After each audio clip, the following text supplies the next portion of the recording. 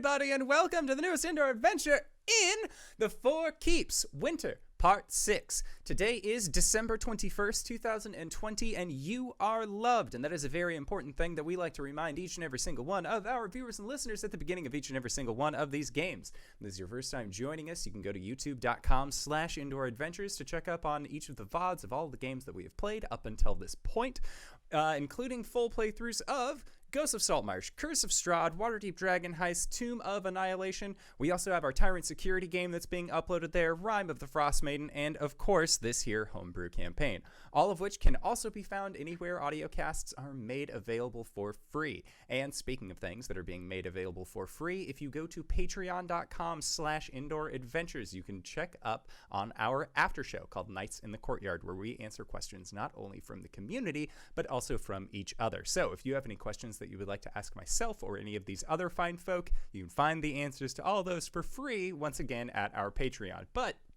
if you do decide to become a patron of the show, hey, guess what? We have homebrew rewards that we're starting to roll out as well. So if you want to know what the stat blocks are for things like Arjhan's crossbow patience, Gwen's Axe of Choosing, the Runt Axe, or the Ring of Wraith, we also have stat blocks for you right there as well.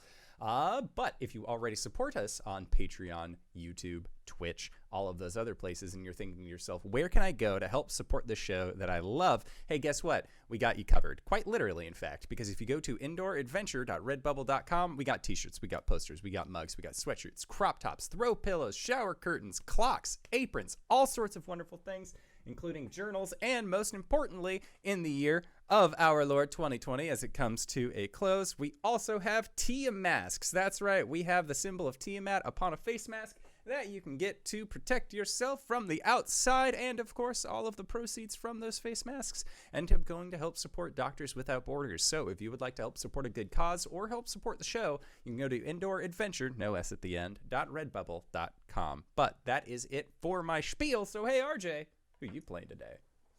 Hey everybody, I'm RJ, and today I'll be playing Caelum, the Shadowkai Wizard Cleric, he, him. Hi, I'm LBHackEmUp, and I'm going to be playing Gwen, the Halfling Barbarian Fighter, both she, her. Hoi! I'm Cyber, he, him, and I'm going to be playing Arjhan, the Draconian Ranger, he, him. Hey everybody, I'm Wings, also known as Danae Keener, she, her. I'm going to be playing as Cori, the Elegant Paladin, she, her. And I am the Indoor Adventurer, he, him, and tonight I shall be your Dungeon Master. So, last time we left off, you all took on the perilous quest of finding the food for the Daisen's feast to fill out for the Fomorian Fortress. That, of course, being purple worm meat. Who would have guessed? You guys, because we had told you 2 weeks ago that's what you were planning on going to do. So, your group set out to then go and accost said purple worm in the area only known as the Feeding Grounds. It was at this point, as you had all left the city, that the Daisen decided to open one of his birthday presents early and performed a public execution of your dear companion, Cori. It was at this point, Cori, you were eated by the Daisen in front of the entire fortress, thanks to a clever use of projecting magic by many of the arcanists there within the fortress. But unaware to the Daisen, you were able to then reconvene with your party thanks to a promise that Shar had made with you, saying that she would allow you to then resurrect yourself near there using the last of the extra lives that had been gifted to you by the Raven Queen on your search to complete your elemental forms. Well, not elemental, your Eladrin forms. That's the right word. So your group was able to reconvene and were able to then quickly make it back into the Fomorian Fortress, where there was a general dour feeling amongst the elven peoples there, whereas the non-elves, a lot of these tieflings, hags, and other what have you, seem to be in great spirits, seeing the Caelum, the champion of the surface, having been publicly executed. It was then that you all went back to your resting spot in the Beholder's Eye, where, knock, knock, knock on the door, who would it be other than the small guard captain Ardent, who thankfully was able to be dispatched on a quick walkabout as Caelum, you and Arden, you decided to walk with Arden away from your group's room, being the current resting place of one Coriander John Quill. So that is where we are going to be picking up this time around, is that Caelum, you have walked off with Arden, leaving Cori, Gwen, Arjhan, and your translator, Osmond, within your room at the Eye of the Beholder. So, inside this room, what is the general feeling? What is the current plan? You know that it is towards the end of the day, as a lot of the lights have kind of dimmed. There's no real passage. There's no like sun's passage of time down here. So a lot of how you can tell night versus day is just, are the lights brighter? Are they dimmer?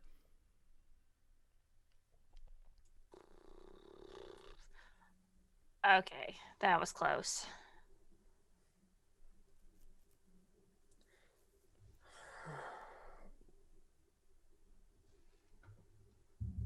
Are we doing anything? We have to wait for the show, right? Right. Are we doing anything before? Cool. Well, no, yeah. Remember, we have to go talk to everyone. And tell them what? That she lives.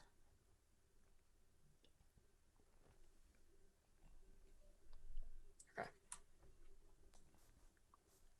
How are we going to convince them of that, though?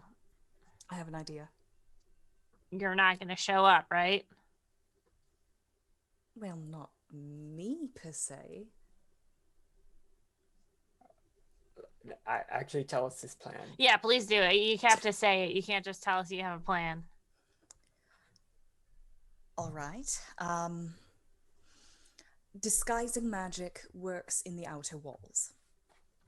The prisoners are within the outer walls. I disguise myself, and I talk to them myself. Looks at Arjhan. I mean, it would work a lot better than one of us going and disguising ourselves and trying to talk to the prisoners, so... That's fair. You can come along if you want. Just Yeah, in case something goes definitely. wrong. I believe there was also the matter of speaking to the lycanthropes. We had not done that previously, Osmond says from the corner of the room. They, at the very least, should be ready for a fight, if it comes down to it. And speaking of that, if we can in any way find out how to remove the defenses that prevent us from being able to teleport, this is an entire population of people who can teleport, that would be invaluable. Yeah. Do we know how they do that? No, but we should be able to find out. Cool.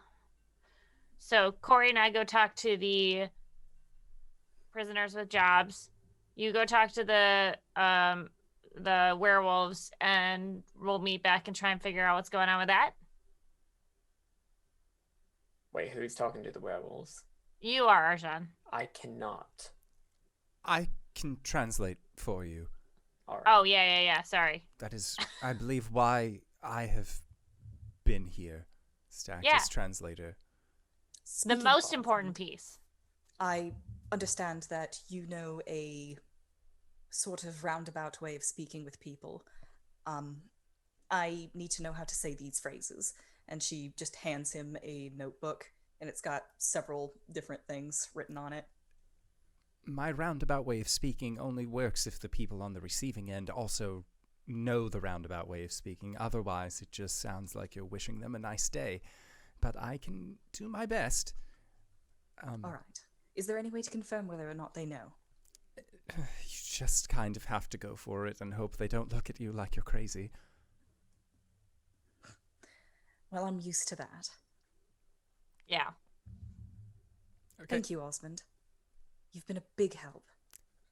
I owe you all my life, quite literally. I am in a room. There is a bed that I can see, and none of you yet have decided to kill me. So definite plus on my end. I'm sorry. I understand that you all probably won't, but there is just that sneaking suspicion that you will. Oh, I was just gonna say that you can look at that bed, but if you want to sleep on it, you're definitely welcome. I don't sleep, but it is appreciated. Oh, right. Well, if you want to sit on it, I guess you can. I will meditate lying down in its comfort. All right, cool. But later, we got work to do. Yes. All right, translate those things. Yep. Let's get going. Osmond will begin the process of translation, and it will take him roughly about 30 minutes or so to actually go through the process of this. Meanwhile, Caelum, you and Ardent are either downstairs getting some drinks or are going for a walk. Caelum, what is your plan now that you have Ardent to yourself?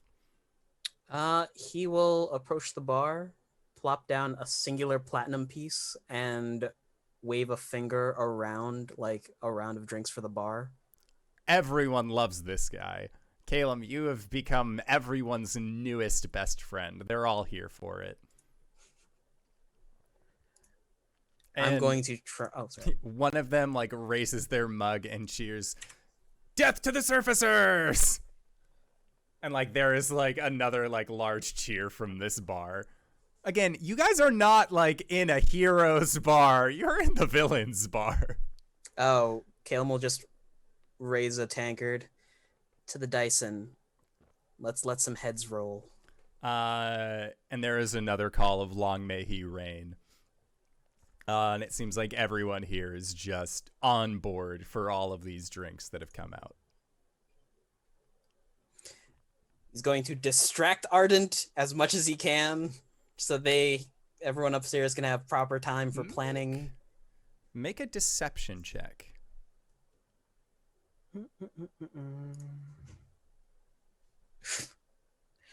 Does a 15 do it? A 15. Ardent is deceived, he believes, like, because of your previous background of, you know, going into the sewers with him and having a shared sense of camaraderie.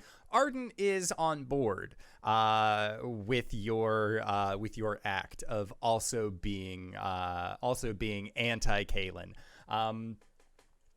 It is around this time though that like another, like, he's had like 2-3 drinks at this point, and on the fourth one he's like, I still have guard duties that I need to be doing. I shouldn't have drank those so fast. I still have guard duties. I remember his voice. Sorry. I still have guard duties that I need to be getting to. But thank you, Caelum. You're very smart and so handsome. And he like pats the side of your face a couple times. Don't be a stranger. Yeah? If you need anything, just let your old pal Ardent know. Yeah? Caelum will nod his head. All right, cool. And he stands up, and you see that like he tilts a little bit and like has to like quickly put a foot out to maintain his balance, and his tail sort of like swishes a little bit to help him maintain balance. And then he writes his jacket. To the Daisen! And then again, like, crowd cheers for the Daisen. Arden gives you a wave and then makes his way out of this building as well. It seems like you just quickly handing this dude drinks has made him forget about the reason why he came here, which was to talk to you about 2 goblins that ended up coming back from the surface.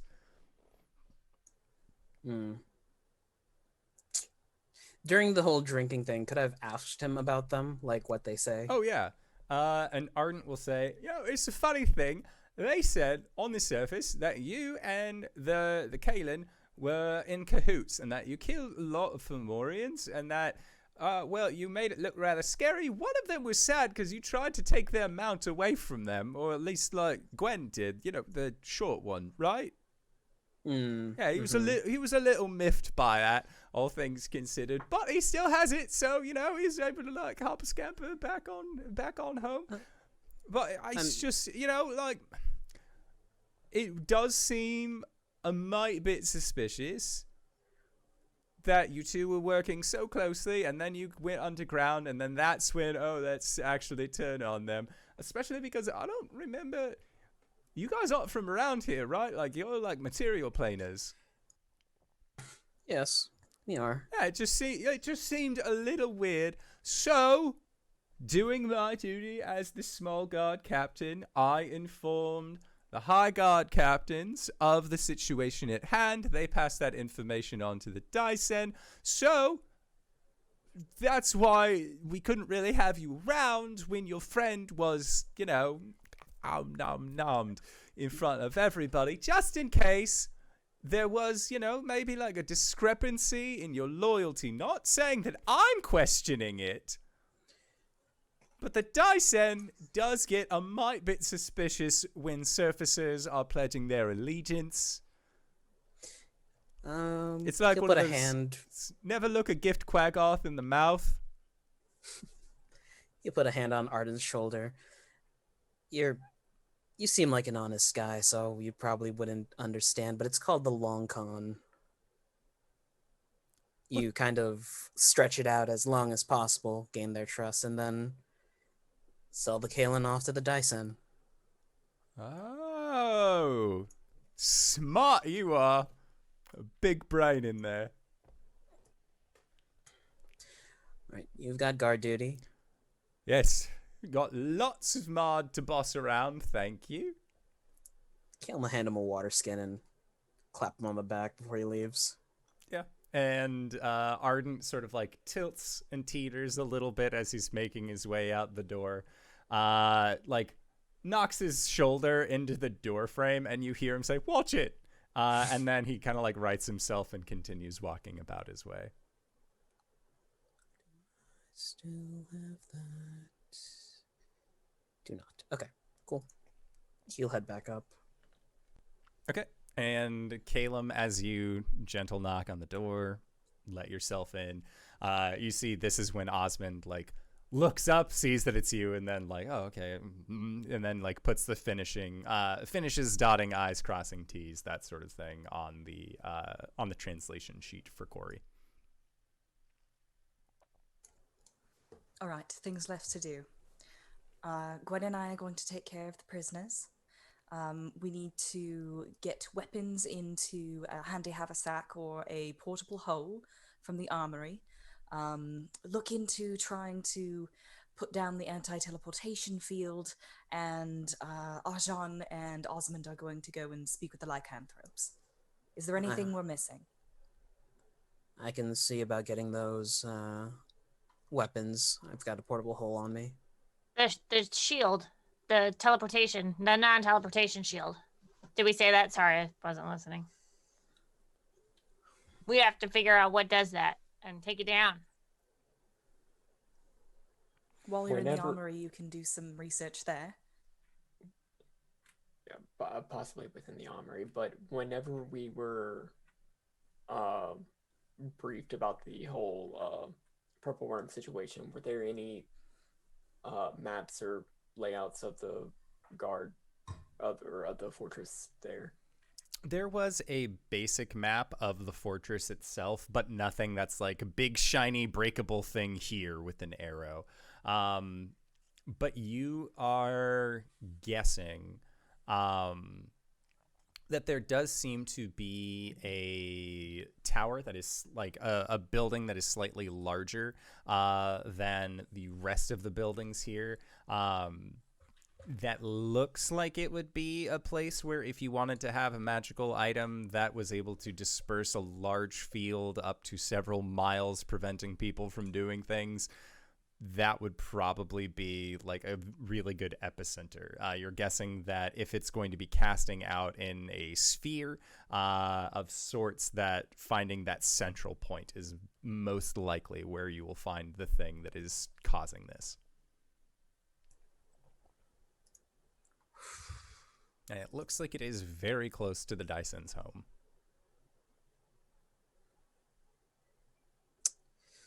That's gonna be fun.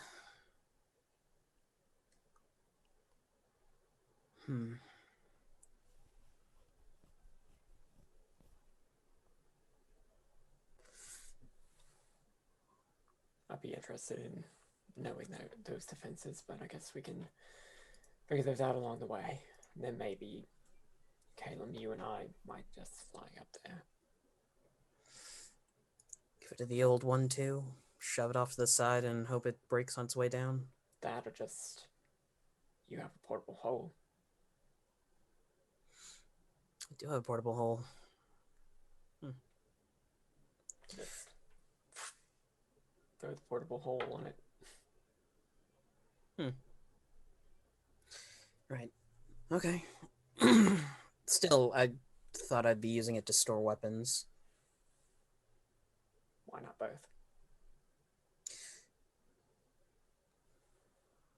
Because if the hole opens up, I'm afraid that the magics of whatever this device is will leak out, so I'm going to have to reclose it after everyone's grabbed weapons.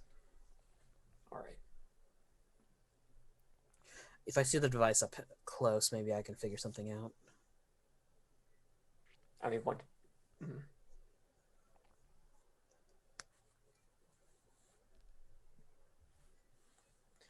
Alright. In the meantime, are we good? Shall we break? Let's break. Yeah, down. Let's go. Go team. Are you going to disguise yourself as another interpreter? Oh no, I have a different plan. We're going to have to talk to our night hag friend. Oh. I was like, you have to say it. You can't just say I have a plan. I keep on waiting for the the slide wipe that cuts to the next scene. I don't know what that means, and you're gonna hurt Arjhan. Stop it. All right. Our night hag friend has Caelum's communicator. Yes, No, Osmond does. Osmond does. Okay. Yes. Then Gwen and Cori are going to drop by the dollmaker's house briefly and kind of explain what Cori's cover is. What is Cori disguised as first? A night hag. Right now, as we go there? Yes. Okay, good. Okay. So yeah, getting to this place, you're going over the plan with the toy maker. So you're just sort of like letting her know like the general gist of it. Essentially, if anybody asks her why there's another night hag in town, this is the reason. Oh, you have seen multiple hags in town. Like, there was, like, the set group of night hags, but it's not like there were only the 3. Right. So, like, you could even be, like, a green hag, a dusk hag, night hag. Like, you are not specifically tied to one of the ones that you've seen with around Baba Farrell. In that case, I'm going to go with a dusk hag because they have horns, and horns are cool. Can't argue with that. I guess night hags have horns too. So, yes, you are in this hag form. You are speaking to Baba Farrell, letting her know what your plan is, and like talking about the like seeing if you can get the magical piece to stop even for just a few minutes that would allow the Eladrin to teleport again. She pauses and looks at you, and then you see a Grinch-like wicked smile appear on her face, and she nods, and she is very, very on board with disrupting that magic. Thankfully, she is allowed inside of the inner fortress. She has proven that she is trustworthy to the Daisen by helping, well, have things devour you.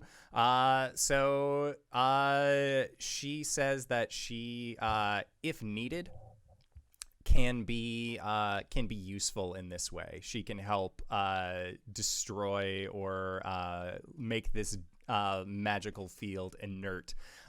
She wouldn't be able to permanently destroy it, but she would be able to at least allow you an opening to use it for your advantage for the purpose of this revolution. I like it. but she asks, what is the symbol or the signal that she is looking for, the death of the Daisen? What is the signal to let her know when this is ready? Probably when we attack him. Yeah, when Cori reveals herself, essentially. Gotcha. So she will say that when you reveal yourself might not be the best idea. Okay.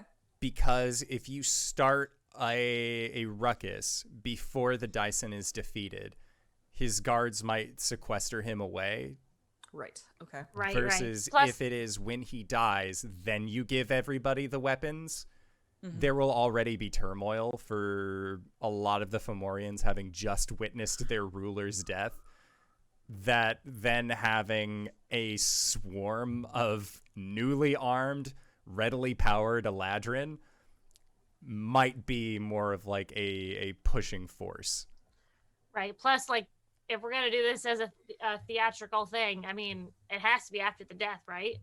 Then you say something, and then like, and then we do it. Is the climax of the third act. Exactly. The climax is the best part. She nods and says nothing further in relation to that. But after speaking with Baba Farrell, letting her know what the plan is, she will do her best to see if she can make this happen. She believes that she will be able to. But obviously, thankfully, you guys have a little bit of buffer time before the actual plan is enacted. Over to Arjhan. You and Osmond are heading off towards the Silverhold, where all of these lycanthropes are being held. Again, thankfully, you are given a wide berth as people recognize you as the soon-to-be one of the small guard lieutenants, soon-to-be one of the small guard captains. A lot of the Eladrin are like avoiding your gaze just because they associate you with the death of their champion, but that's soon to be fine. And it takes probably about 40 minutes to actually reach the Silverhold. And when you are getting closer, the air smells different here, and you can start detecting that you have like a little bit of a metallic taste in your mouth as well.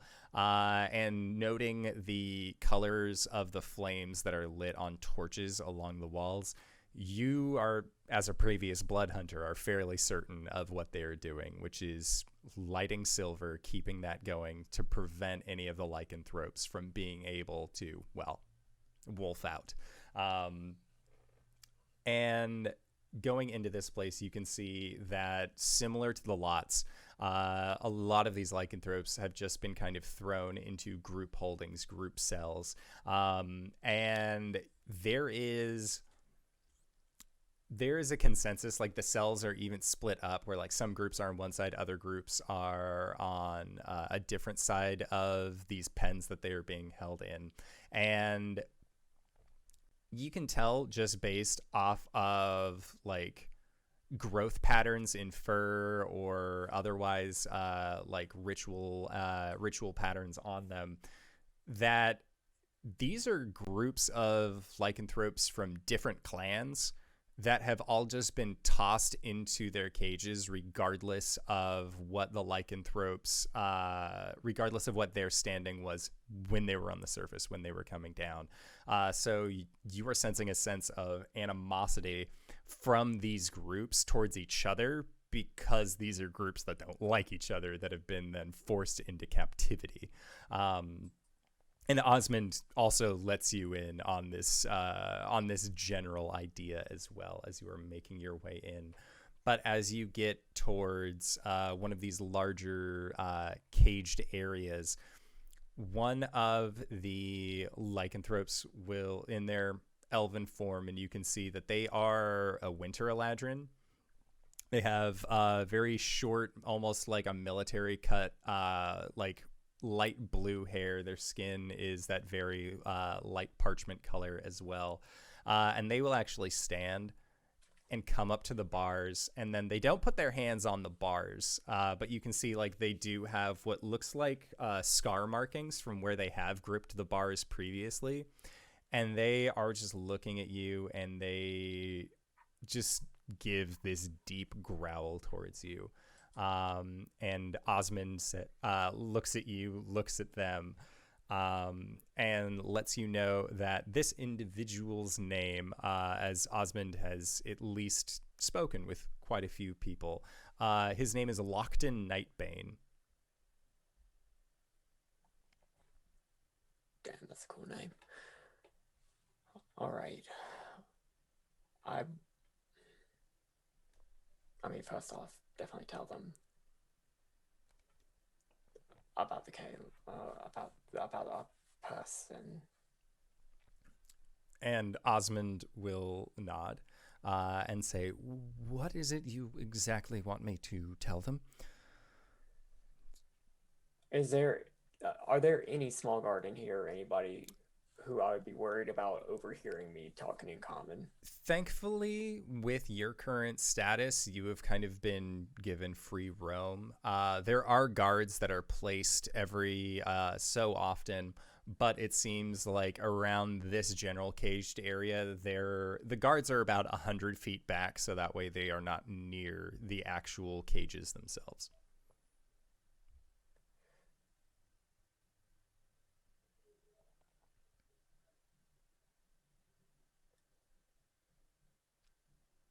And tell them that if they want their freedom, they have to take it for themselves, but we will provide the opportunity. The Caelum still lives. And Osmond says this and relays that information back to Lockton.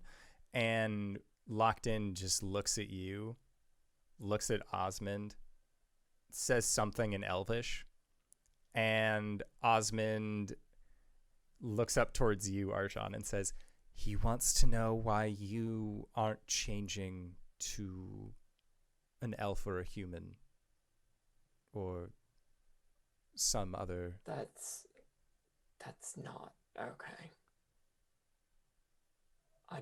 I was curious myself. I didn't want to be rude.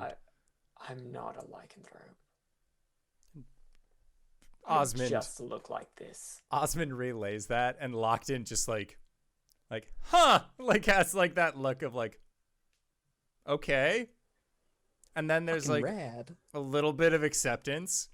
And Lockton says something again, and Osmond says he wants to know how he knows if you're speaking the truth.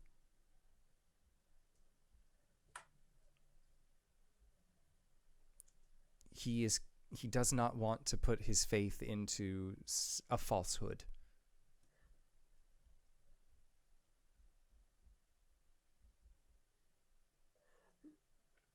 Let me ask this.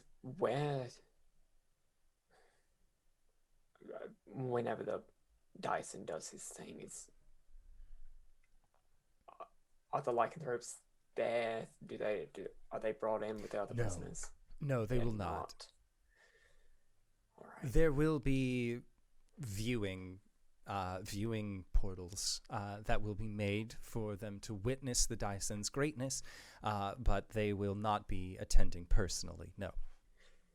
That's unfortunate.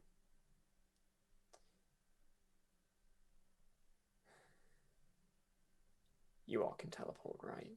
Not here, but that is something that you're able to do, correct? Lockton nods. And you hear him say something short in Elvish, and Osmond says, he says yes. The Daisen will die.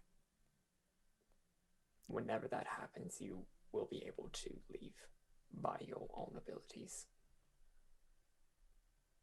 Osmond relays this information, and Lockton, upon hearing this, sort of laughs to himself and he has a very quick conversation with Osmond, and Osmond's then lets you know he was curious about how the Daisen's going to die, so I let him know partial bits of the plan. I hope I wasn't overstepping my boundaries. It just seemed like there was something that he was going to be asking anyways. No, that is fine, because honestly, you probably have a better grasp of the plan than I do. I am the voice of the revolution, after all. There you go.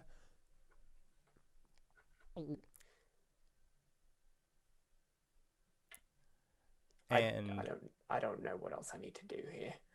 Locked in nods and says something again in Elvish, and Osmond nods and says, on our way out, I will let the other lycanthropes know to effectively wait for the signal.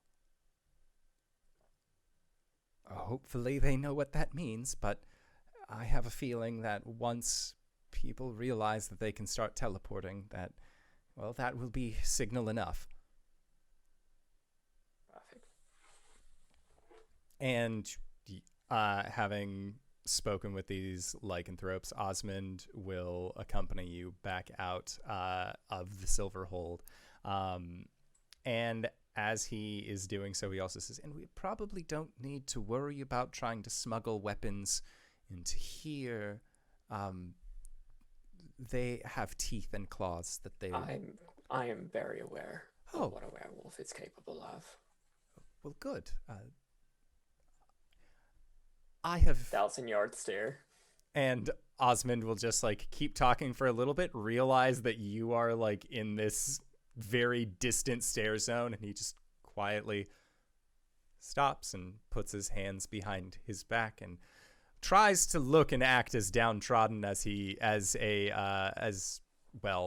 prisoner with a job would normally look walking through the town. Talking to him, he's fine. He's not feeling downtrodden, but he is very much used to Gwen and Caelum being very chatty with him. So Arjhan having this okay, we have done the thing. We're good. Osmond is just I will translate whatever you need me to.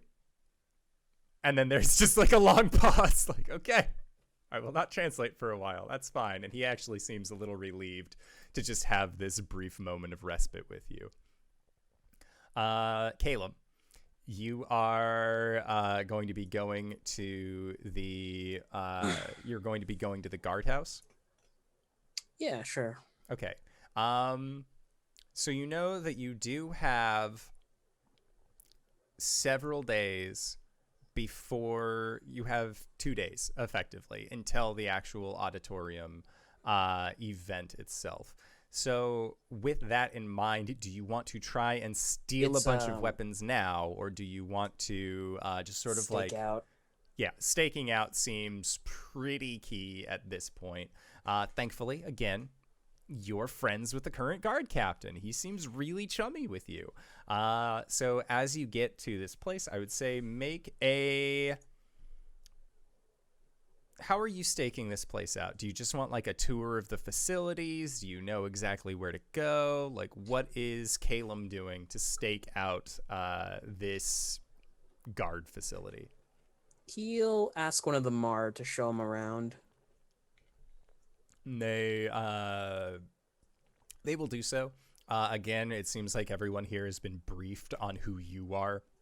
And you actually recognize this Mard as one of the individuals that was there with you down in the sewers. So they are they seem also pretty hey, it's that guy again. You killed him real good down there. Great job. And they are willing to kind of show you about. Make a history check. Oh boy. 19. A 19. So I would say with a 19, kind of looking around this general facility, you have done plenty of research on previous military holdings before. These are not something that are new for you. I would say you probably even had like a book as a kid that was like, 5 famous fortresses found throughout the realms. And like, oh yeah, like you memorized like cross sections and wall depth just because it was fun. That sort of thing. The only thing to do. It was the only thing to do in the Temple of Saloon at the time. So I would say that you get a pretty good idea of how to go around this place. And I would assume that you would also ask questions like, if I wanted to acquire gear, where would I go? Like, just so that way you aren't like walking in, walking out being like, I've cased the joint, but like, general questions. He'll point out, like, just so it's to his advantage, you should probably station people there and there to make himself an opening. Yeah. Make a persuasion check. This will have advantage because the person that you were talking to went on a mission with you and believes that you are also on the up and ups for hating surfacers. 17. 17? Okay. Yeah, so they nod and they will take your seeing as how you are going to be one of the generals for the small guards, they are like more than willing, like, yeah, that is something that we can do. When you ask about like, if I wanted to get weaponry, that sort of thing, they let you know that you just need to have, in order to get into the armory, you just need to have a route, like a permissionary note signed by Ardent that lets them know, like, hey, this has been approved by the higher ups to come in, take X amount of gear. And then they will check you on your way out to see like if you are carrying all of the gear on your person, not as you are able to properly guess. They will not be checking inside of any magically created pockets that they don't know about.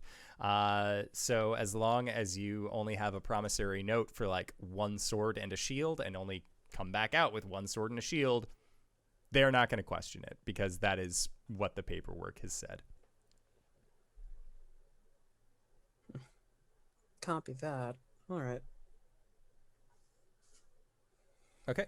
So back with Baba Farrell, Gwen, you and Cori have gotten done solidifying a means of allowing the Eladrin to once again teleport within the Fomorian city, and then you were going to be going to the lots, correct?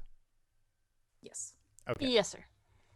Sounds good. So it takes maybe about 30 minutes from where you are to actually reach this place. And when you do, the guards stop you because they do not recognize this hag that has come in. And the tiefling with K37, this kind of like infernal styled Warforged is there. And it seems like they are one of the proprietors of the prisoners with job market.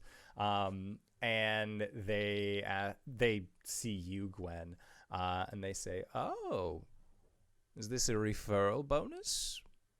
Is what you're bringing me? I've never seen this face before. Are you looking for something in particular?" Yes. We just, I will let them explain. Cori will step forward, kind of like bowing and scraping as she does so. Her disguise is that of a dusk hag, and the proportions are just a little bit off. She's very tall and very thin. She's got the scary looking claws, though her left arm does look like that of a ball jointed doll. She has long hair that just kind of goes down her elongated neck, and she does have the curling horns and a eye mask that covers the top part of her face, and just kind of a wicked grin that smiles underneath. And the eye mask itself has no eye holes, but it does have the opening and closing sleeping baby doll eyes. Though one is stuck shut, and the other one does move as she moves her head up and down. Disgusting. I love it. Yeah. And she scrapes forward and she says, yes, please, show me your most close to death prisoners. Dolly, a death rattle, is in need of some spare parts. Make a persuasion check, Gwen. Have you been briefed on what Cori's doing? No, I don't think so. And I think Gwen is like when she says that, her eyebrows go all the way up as she tries to like contain her face. Like, that's why we're here. Like, she's been avoiding eye contact with this creature next to her the whole time. Yeah. Totally fair. Okay. Yeah, that's why we're here. What sort of check am I making? This is just a simple persuasion check.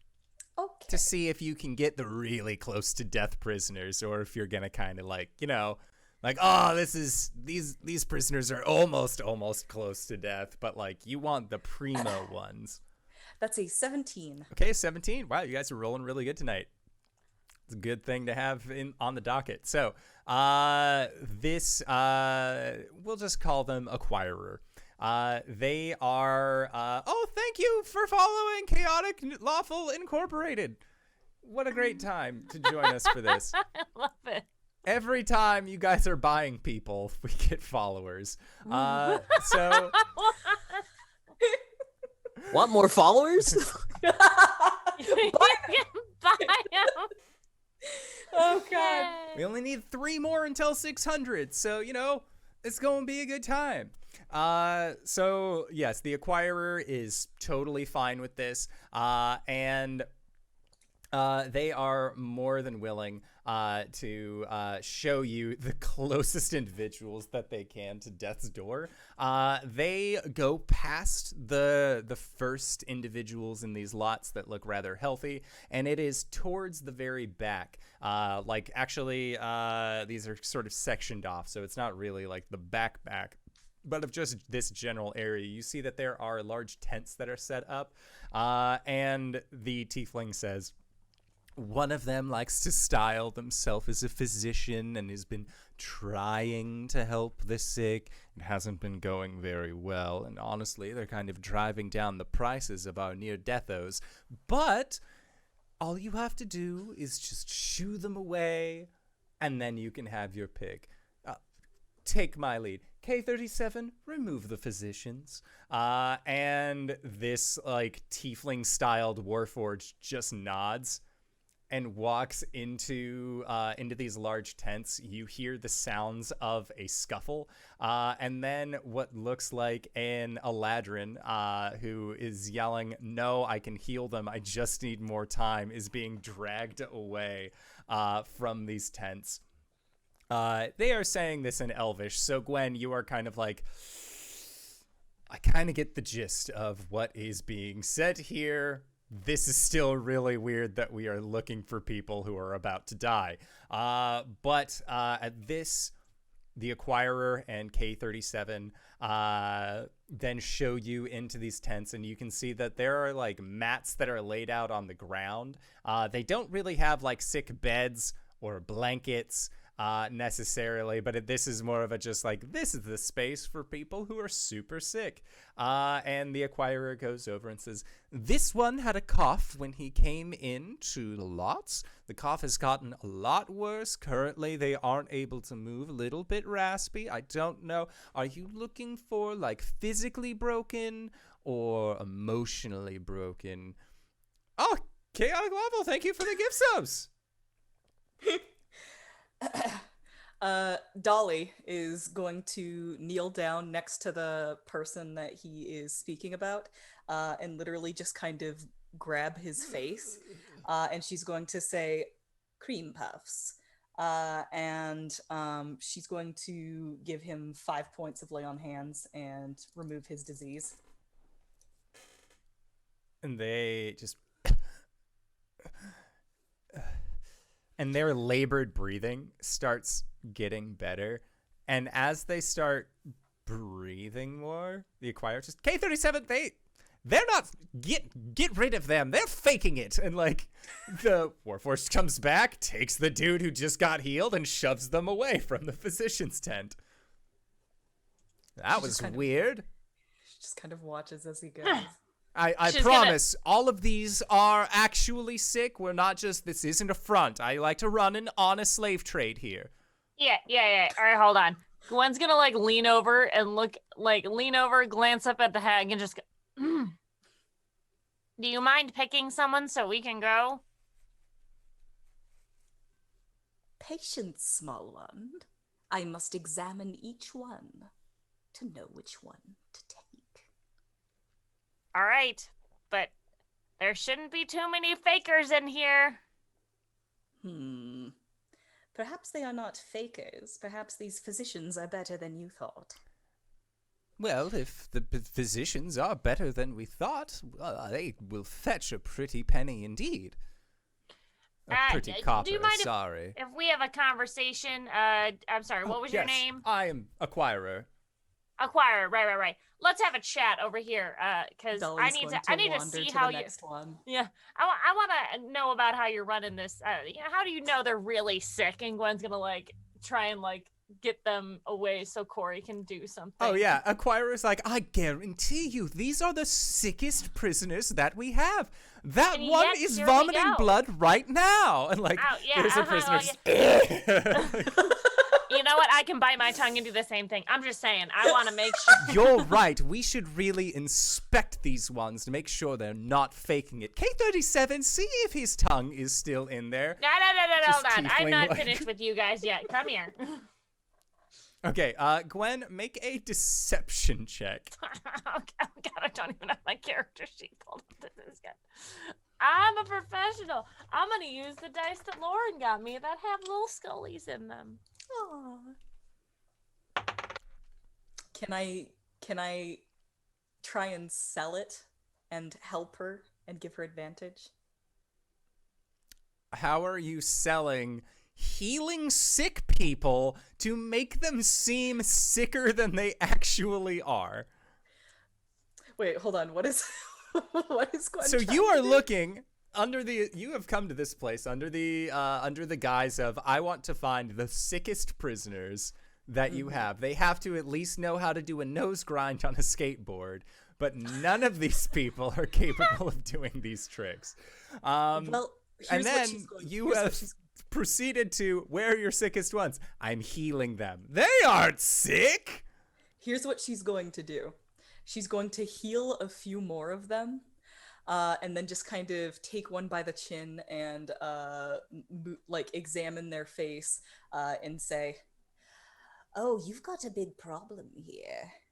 These prisoners have rose cheeks." And like the prisoner's eyes get wide. They're like, what does that mean? And like at the same, like, I don't know. What illness is this? And then the acquirer just, oh, wait, hold on. Rose cheeks, you say? How long have you been working with Eldrin? Make a deception check against their medicine. Oh no. Should I be rolling at advantage or anything? No, but Solid. Cori, you will, this is for Cori. Yeah. So, Cori, you will have advantage because Gwen is trying to be like, hey, these prisoners aren't sick. What are you doing? What kind of shop are you running here? You said near death. That one's walking. I got a 16. Okay, they got a 9. They have no idea what rose cheeks are. Well, I've been dealing in Eladrin for a few years now, and I recently came into a surplus of stock. I am selling them for much cheaper than you will find from any other business tiefling here. A few years is only a mere blink in the lifespan of an Eladrin. Rose cheeks starts off looking like run-of-the-mill disease, coughing, spitting up blood. And then suddenly they get a little bit better. And they get rosy cheeks. And then a they few die. days later, oh, worse! They explode!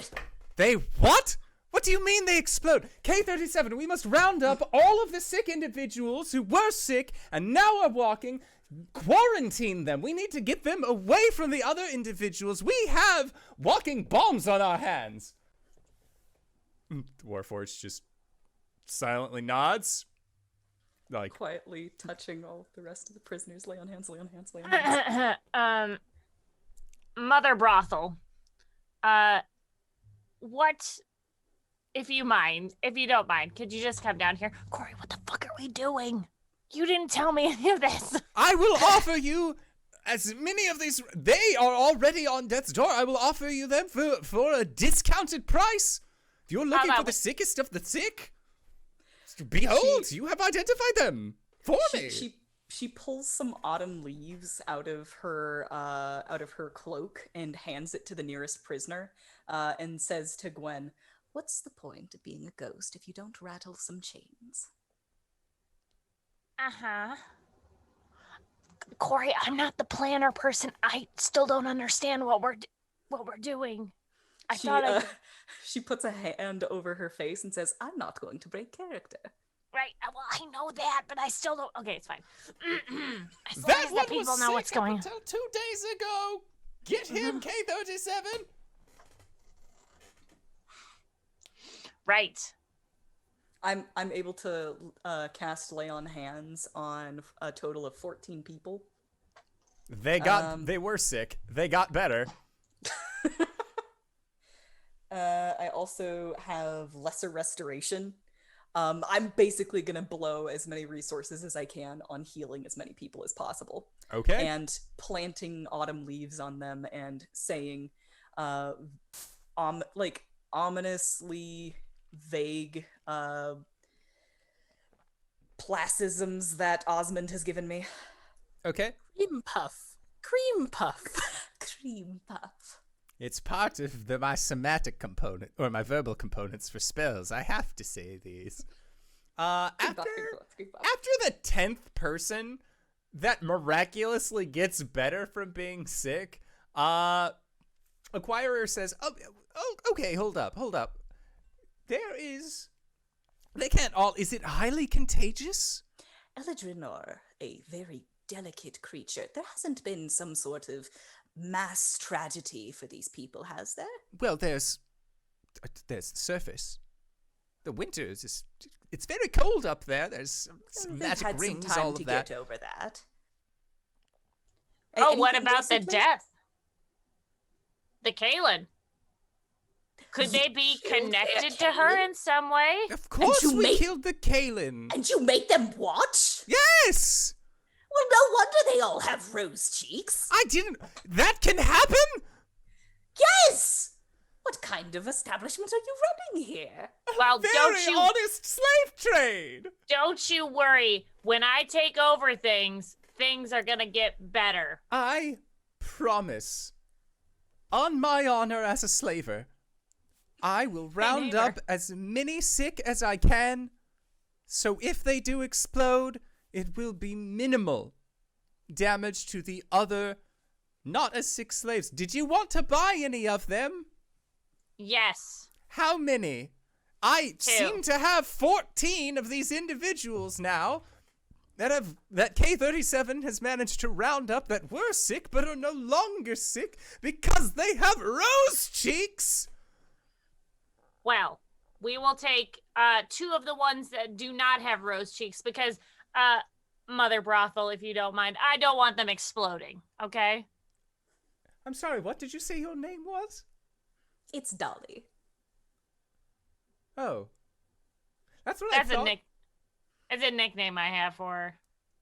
You know, hags all have, like, the mother whatever. I don't need to know about your 2 personal history. That seems like it's a little bit much for me at the moment. Right now, I have to purge quite a few of my slaves because they might be infecting others. I can't have that. I can't ruin all of this stock with just a few. When you say purge, do you mean you're going to try and kill them? I am going to kill them and then bury will them in a explode very large pit. immediately. What?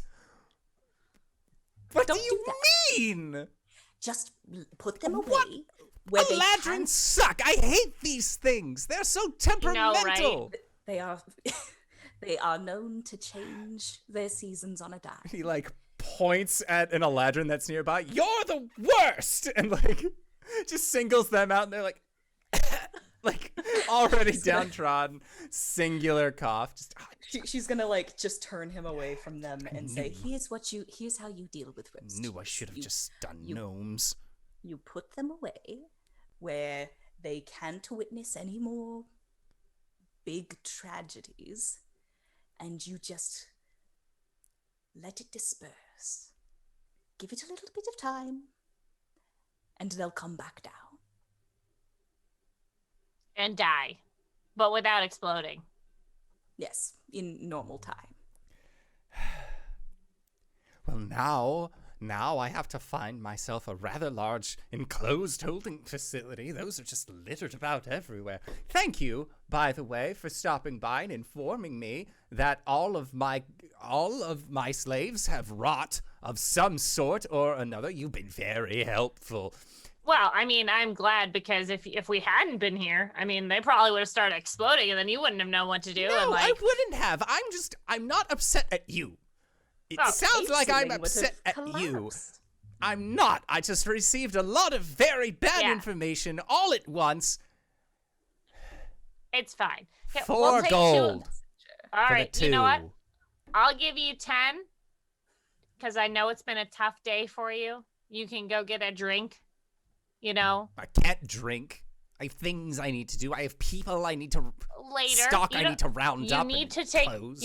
you need to take time for yourself, okay? If you're just all stressed all the time, what's gonna happen? I'll end up like K37. Exactly. So Not that do you're your work. bad, Infernal Forged, but you're not much of a conversationalist. The Warforged just like looks back, looks forward. And you can see their shoulders like slump down a little bit. Oh. All right, dude. Thank you. We'll take these 2, and we'll be back in a couple days to check and make sure everything's cool. Well, Let me know when they're about to die. I would. If I stabbed one in front of you, would that count? No, So you don't stab them. They're gonna explode. You want specifically disease-ridden individuals. Just the ones that are about to die. Yes. Disease. If I find any amongst my stock that are like this, where may I go abouts to contact you? The eye of the beholder. Ask for Gwen. I will be sure to do so. Now, if you don't mind, you can have one of these 2 over there. You've already paid for them. All right, cool. Question, Cori. How are they supposed to spread the good word if they're being, like, arranged by themselves? Shrug. Okay. I didn't think this through. Okay. I just I wanted to have make a sure. plan. 2 steps into the plan. Oh, it was all improv. It was. Oh yeah, it was all improv. Gotcha. On the way out, Gwen is going to look for one of the individuals she talked to before while she was down there. Okay. Yeah, they see you with this hag, and they kind of give you this like, what the fuck? Uh-huh. You're buying more. What the hell? She'll walk up to them quickly, leaving the rest of the people behind, and kind of like, oh, hey, I talked to you before, and like kind of shove them to the ground, like, you still acting like a jerk, you know, like putting on the same front she had before. In Elven, they say, I don't know what you're saying. Hey, Dolly, you mind? She's just gonna crouch down. Hey, tell this motherfucker that that when I'm in charge, they got something coming. First of all, cream puffs. And their eyes like widen a little bit and then First of narrow and like give you a little like give you like a what the fuck kind of look. People wear many masks.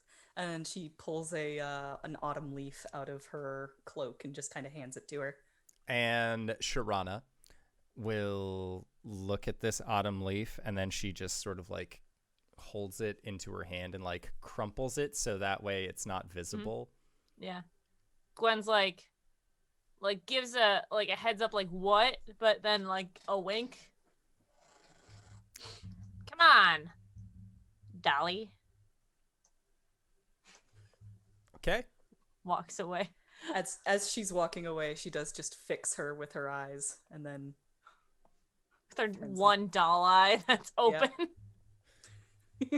So gross. Love it.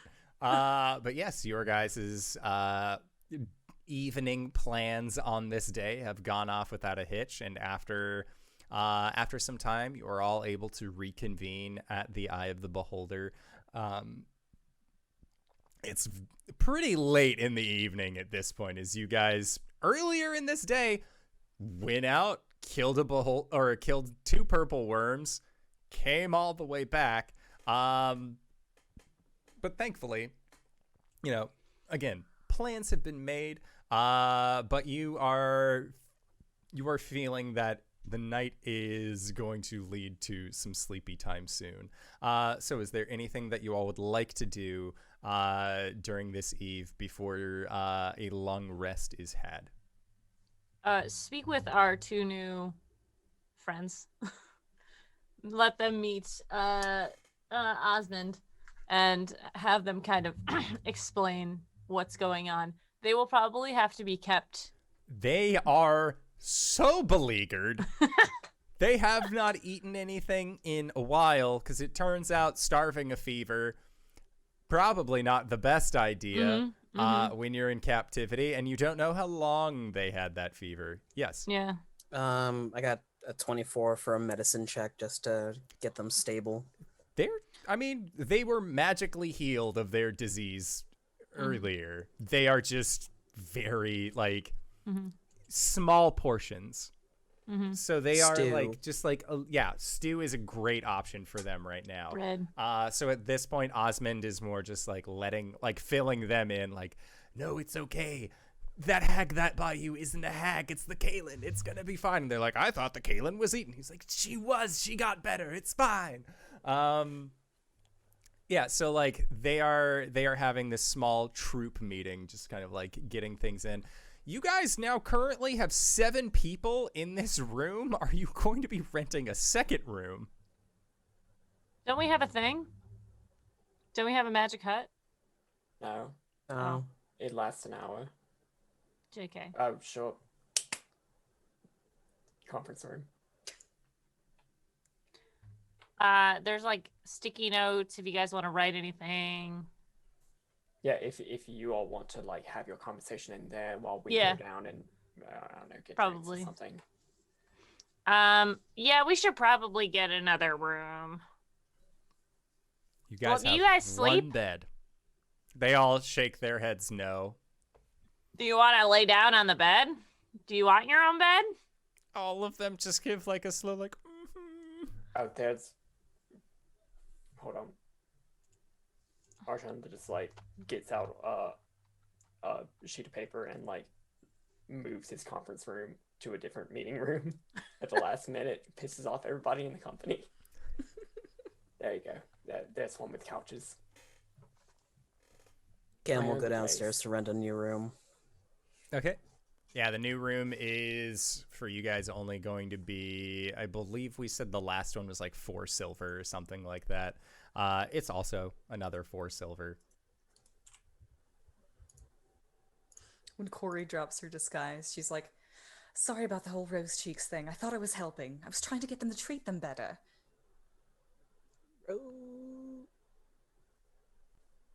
I should have known going into this situation that you should not be the one doing the talking. I mean, I shouldn't be the one doing the talking, but usually things go better if I do. I did get to heal a lot of people, though. Yes, you did. And we talked them out of killing those people that you healed, so... That guy was very gullible. Yeah. They all are, so far. Sorry, I asked myself what would Coralon do. It just seemed like the kind of shenanigans he'd get up to.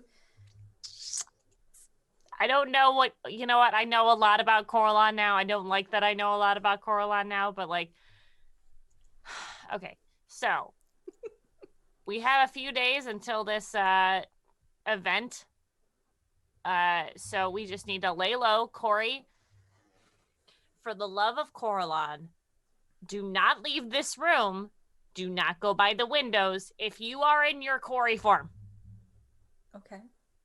Okay? Okay. Ideally, you just stay in this room until the time. Ideally. Or the conference room. Right. Wait, why did you say ideally? I was just confirming. That's what you said. Is there something else you need to do not in this room? No, not need to, necessarily. Is it something that you're going to do outside of this room? Thank you. Well, as I said to Gwen earlier, what's the point of being a ghost if you can't rattle some chains? Okay. The whole plan hinges on you being dead. Right. Yes. Until the opportune moment. Do you know the similarities between you and a ghost right now? You're both dead. Sorry, it's just... I know you want to do something and to do good for these people, but right now, our plan hinges on people not seeing you, people not knowing that you are still alive. I understand. Sorry, I've been sitting in the dark for several days now and only thinking about what they're doing to my people. And we're going to end that real soon. It's hard not to do anything. Maybe you can learn about them. We have 3 of them right here. Find out what's been going on. Okay. That way you can relate to them on a more personal level. All right. Cori will slink off into the conference room. Okay. Is this going to be a problem, guys? Is she just going to walk out one day and just fuck off like has happened before? Elf off is the term.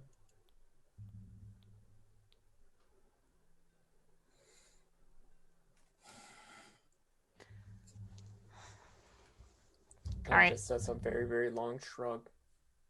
I think we should have someone have eyes on her at all times. Like, I know that this is difficult. If this was my tribe, I would be up in fucking arms. But there is a delicacy to what we're trying to do, right?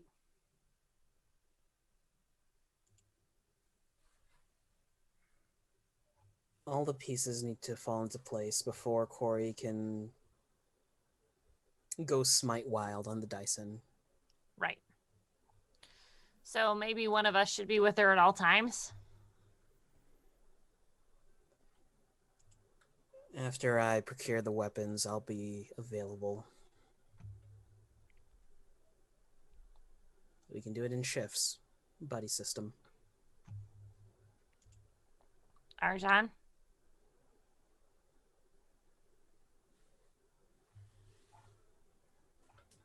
Arjhan just has a very long moment of silence. We shouldn't have to do this. We shouldn't have to have eyes on Cori at all times. I know. But with, no offense, Caelum, with the history of the elves in this group, I don't want to leave it to chance. Oh, it's coming from experience with the history of the elves of this group that I agree with you. We can talk about that after we've saved these people, okay?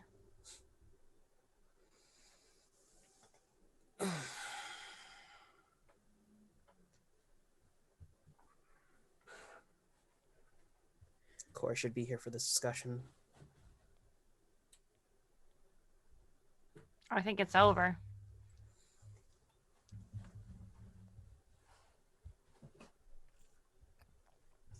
All right.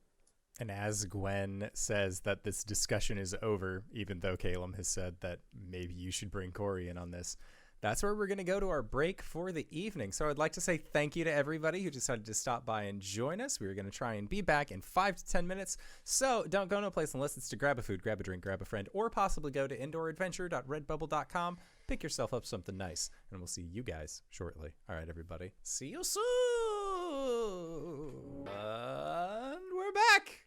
Hello, Steven. everybody. Yes? Merry Christmas. Merry Crimbus to you too today. Where Chrysler? Merry Chrysler to you too as well, LB. Happy Christmas. Yeah, to you, Cyber. Go fuck yourself. Only if you watch. And with that, hello everybody, welcome. We have returned from our break. Cori is off in the momentary meeting room presented by Arjhan, familiarizing yourself with the Eladrin.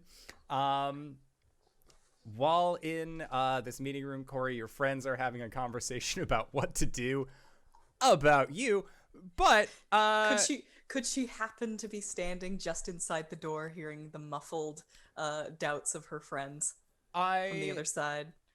I believe that rope trick does not close off sound from outside, so yes, that is definitely a thing, because they waited for you to just close the door before starting this conversation.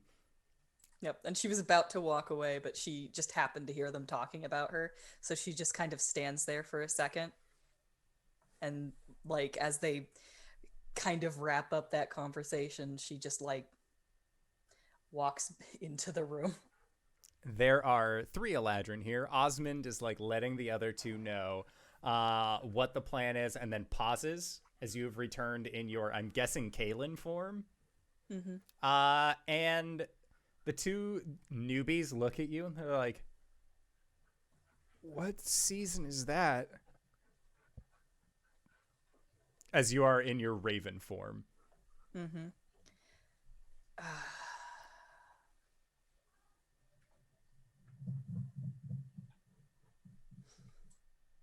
Season of Death. And they, like, eyes wide and then just sort of like, yep, that checks out. So are we really gonna die? Not if I have anything to say about it. But we have rose cheeks. That was a lie. And they look at each other, and Osmond is just like, we got you out, didn't we? They're like, yeah. Do you feel all right? Yeah, I'm just a little parched. Probably should drink water. Cori will offer them a water skin. Yeah, thankfully this meeting room is decked out with small snacks. She walks There's a up to water the water cooler. cooler. Yep, it's one of those like Glug, telltale conical shaped paper cups that fits. Never enough water in it. You always have to make multiple trips back, but thankfully they are able to at least rest up here for the next hour. And they ask,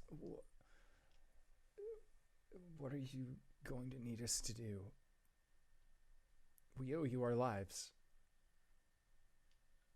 For now, nothing. Just rest and wait for us to get you out of here.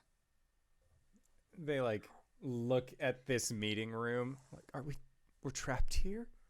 Mm-mm. No, absolutely not. We're working on getting you another room. Oh, I thought, never mind. Thank you, Caelum. Of course. I'm here to serve you. And they just nod, and then they will do their best to fill you in on the state of the lots, how people are generally like separated, that sort of thing. It seems like Acquirer is one of several of these lot owners who have come into the ownership of quite a surplus. of prisoners without jobs. So throughout the rest of the hour, even though you do have the conversation that your friends had about you kind of hanging over you, it's pretty... You're able to kind of like shake that off and just focus on the task at hand. And the one thing that keeps kind of like scraping at an old wound is something that Shar told you, which is that you need your friends to trust you.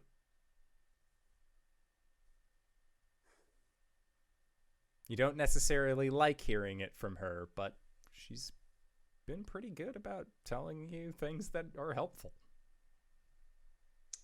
Of course. Cori's going to behave herself. Okay. After the hour, Arjhan, Gwen, Caelum, have acquired this second room. Thankfully, it is adjacent to the room that you currently have. And what's the spread look like?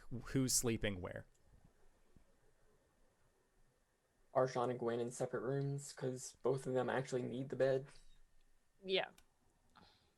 Does the other room have more than one bed? Unless you paid for it, no. Okay. If you paid for a double, it would be 6 silver.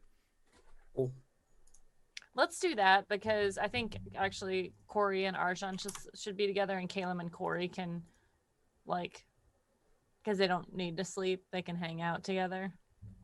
You also have 3 other Eladrin that don't need to sleep either, that Right. are just chilling. Right.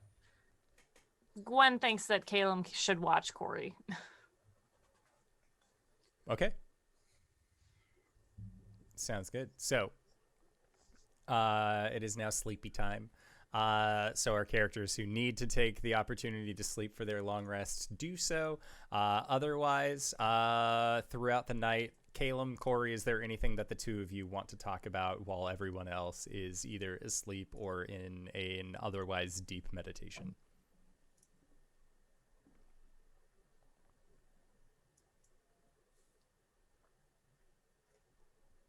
If not, no worries.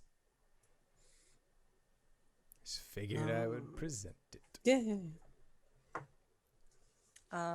Cori's going to use the Ring of Wraith to summon a will-o'-the-wisp in the form of a fox. Okay. And this small will-o'-wisp just sort of like circles around your legs, almost like a cat just looking for pets. Like hops up onto the bed, just sits, plops its 2 front paws in front, sets its head down, looks at you. Camel summon T-Can next to it. The fox spirit looks over at T-Can, and T-Can just puts a small wooden hand on top of the will-o'-wisp. And it like sinks through because it's like there's a little bit of resistance to it, and T-Can just gives it some gentle pats, and the tail of the fox is sort of swishing a little bit. And then it kind of like circles around T-Can, and T-Can just like sits in this will-o'-wisp's encircling. They seem to be enjoying each other's company. They have no form of communication with each other, but they're doing their best.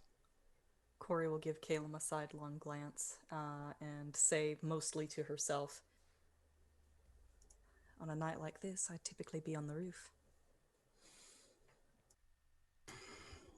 Well, soon enough you can have as much of a view as you want. Once we take out the Daisen, at least. She nods and then just sort of hugs her knees and says, "I miss the stars." I do too. It's been a while since I've seen Amaris.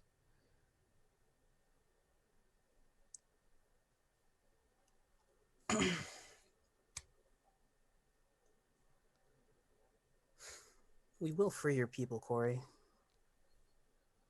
That much we've promised you. I know.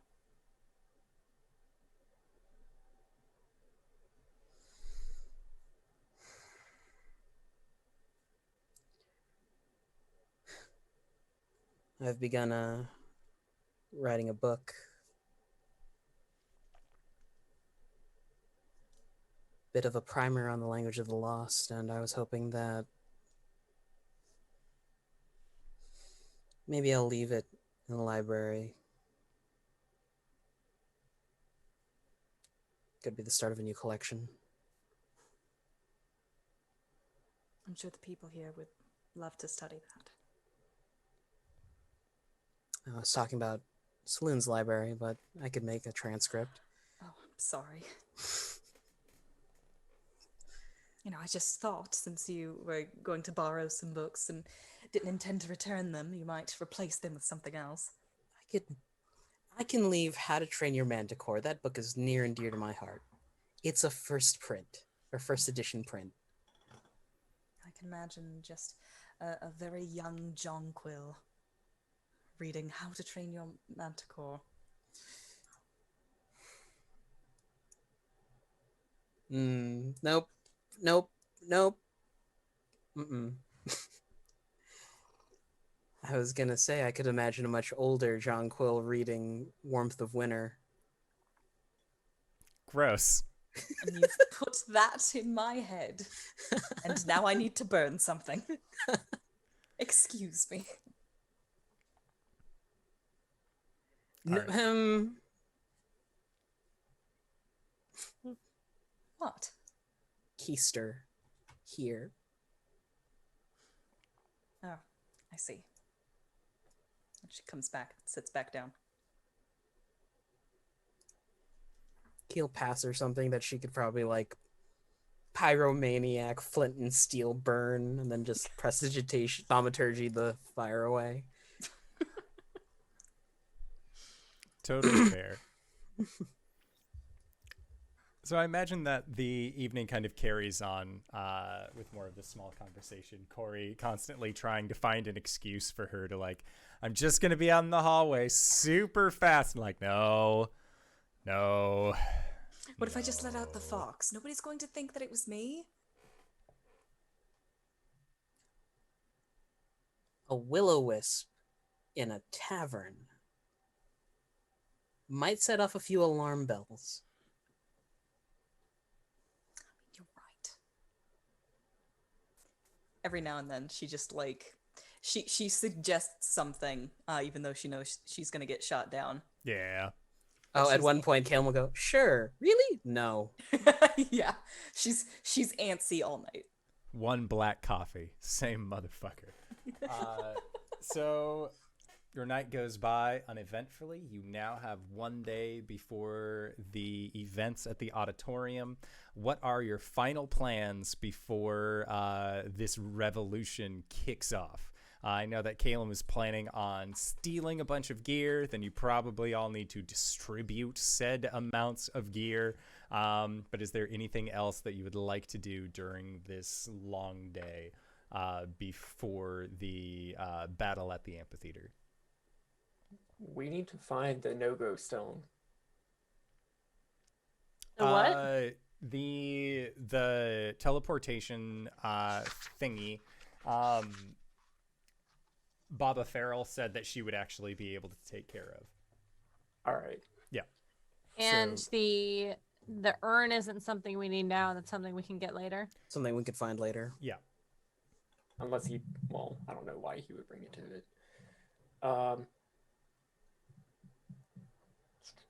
Baba Farrell said that she would get us into the thing, Yes. replace the prisoner and everything. Correct. Is all that happening? That is still the plan. Yes. Okay. I'm satisfied. Okay. In preparation for an altercation, Cori will cast Death Ward on herself, and she will also cast Aid at 3rd level, giving herself, Caelum, and Gwen an additional 10 hit points on their hit point maximum. Hot damn. Natural 20 on the blood die. Ooh. Yeah, boy. Have we decided how, like, are we part of the play? Yes. Yes. Yeah. Yeah, you are And all going to be how part is- of the play. On the day of, again, leading up to it, you have 1 day of prep, and then there's the day, then there's the actual name day. So during the day of prep, it is acquiring gear, distributing gear. Then on battle day, that is going into it. Thankfully, all of this prep that you guys are doing, the nat 20 on the blood die, all of Cori's spells, that is happening on battle day. Yes. For the actual, play infiltration, do we have scripts and shit? Yeah, do we have scripts? We're not fucking around with this. Like, do we? You do not get scripts. You are just told to enter through the bridge once the elevator rises. There will be a good. narrator / announcer. So we're Final Fantasy VII ending this shit. Yes, the plot of this piece is revolves around the champion of the betrayers, of these intercessors, the surfacers, with their companions storming the Daisen's castle. Typically, as the play goes on, there are 3 acts to this play: the initial storming, an encounter with the Daisen's general, and then the Daisen themselves. As this play typically goes, sometimes the people entering are defeated by the royal guards of the Daisen. Sometimes they are most times they are defeated by the general, but they are always, if not defeated by them, defeated by the Daisen. There has never been a situation where the one performing the role of the Daisen or the Daisen themselves has perished during this time. Effectively, during the preparation stage, you are all going to be getting face paint, and similar to the way the Daisen has. Cori, you would be being led in, like, heavily cloaked, bag overhead, what have you, to prevent people from seeing, like, oh shit, it's that person that we killed 2 days ago. Upon your entry into this place. So it is just leading up to this battle. The only thing that you know of that you have to be prepared for is a difficult encounter. Okay, I'm gonna change out my gauntlets from the bracers of defense to Echo Shard, Okay, just as a note. sounds good. Caelum's gonna find Arden and get that promissory note. Okay, make a persuasion check. This will be at advantage. Starting off strong with a natural 20 for a 19. Oh yeah, no, god damn it. Yeah, so with your natural 20, you were able to easily get the promissory note. You were able to go in to the armory inside of this guard facility, and you're just able to ransack this fucking place. You don't want to take all of the gear just in case, but everything, like, towards the back that hasn't been used in a while. They're just slightly rusty. Yeah, like, little jagged, probably hasn't seen use in a while. Like, you are definitely looting the shit out of this place. Nice in the fucking courtyard. And on his way out, Caelum will grab a great sword, Okay. Yeah. which was what he was owed in the promissory note. Yeah. So you take your greatsword. The guard sees you with the greatsword, reads it, just gives you the thumbs up. They're kind of curious why you took so long, but, like, honestly, picking out the right weapon for yourself, they are not going to judge. And then I would like for whoever is delivering these weapons to the lots to make a sleight of hand or a stealth check to secret them in. Arjhan, you are more than welcome to do so. Because you are. We're not doing it, or I'm not doing it. Gwen is Okay. not stealthy. I'm not doing it. Arjhan, you are now our party's most stealthy boy, correct? I am 15 stealthy. Oh yeah. 15 stealthy. You are definitely able to get through to this. You are able to quickly disperse these No, weapons. sorry. That's my modifier. Oh. I rolled a 17, so I'm 32 stealthy. Yeah, no one, I'm sorry, what? yeah. Gloomstalker, right? Rangers. Rangers are great. Why was there even a question? We have to ask. Make sure everyone feels seen on this one. So, Arjhan, you were able... No, I want to do it with my +1, please. So, yes, Arjhan, you were able to discreetly go in under the guise of like, no, I'm just making sure that everyone is doing what they're supposed to. Osmond comes with you to help translate, and very quickly, very easily, you were able to get all of these weapons in the hands of the people that need them the most. So, thankfully, your plan has now gone off without a hitch, and you are being led to the amphitheater. And when you see the size of this building, normally amphitheaters are quite large buildings meant for small folks. So imagine what an amphitheater would look like if it was built with the intent of people inhabiting it who generally stand around 25 feet tall. It is a massive place, but thankfully, Baba Farrell knows where she is going. So you guys go through what looks more like a servant's entrance. You get into the base where your prep room is, and thus begins the act of ceremony of putting on the correct face paint, putting on the correct markings for this. And very much like the Fomorians, it is along the natural curvatures of your face. Gwen, yours almost looks like axe heads coming down like from the bridge of your nose up to your cheeks and then down.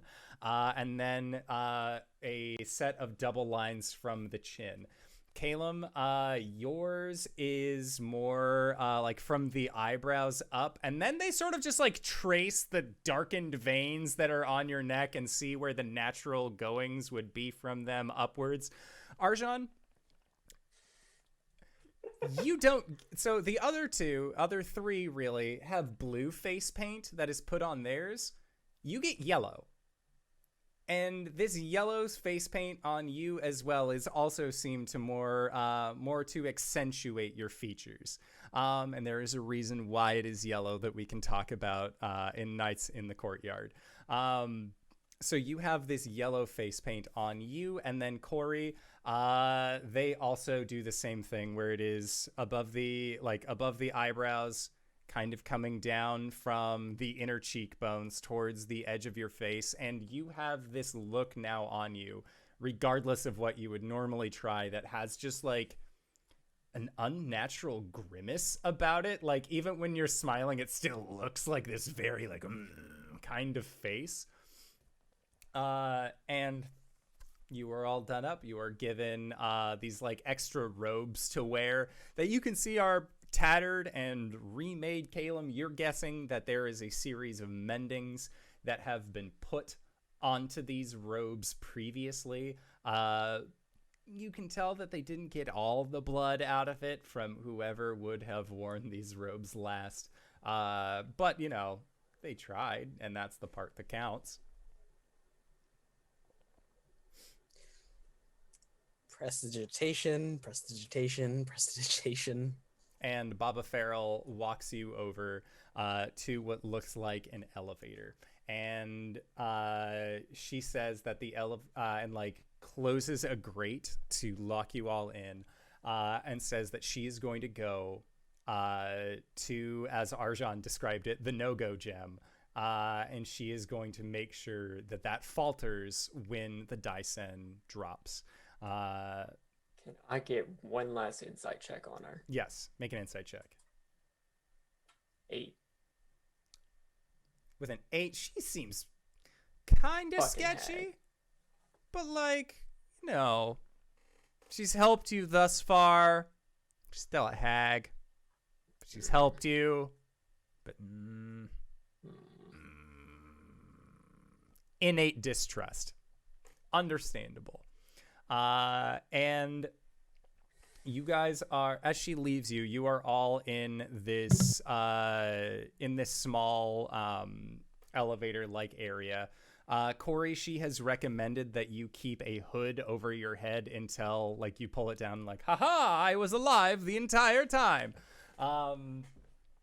So you're in this area, and you see maybe about 60 feet above you, that there is a thin sliver of light, and you can see what looks like torchlight actually coming in through as the elevator clicks and begins to rise.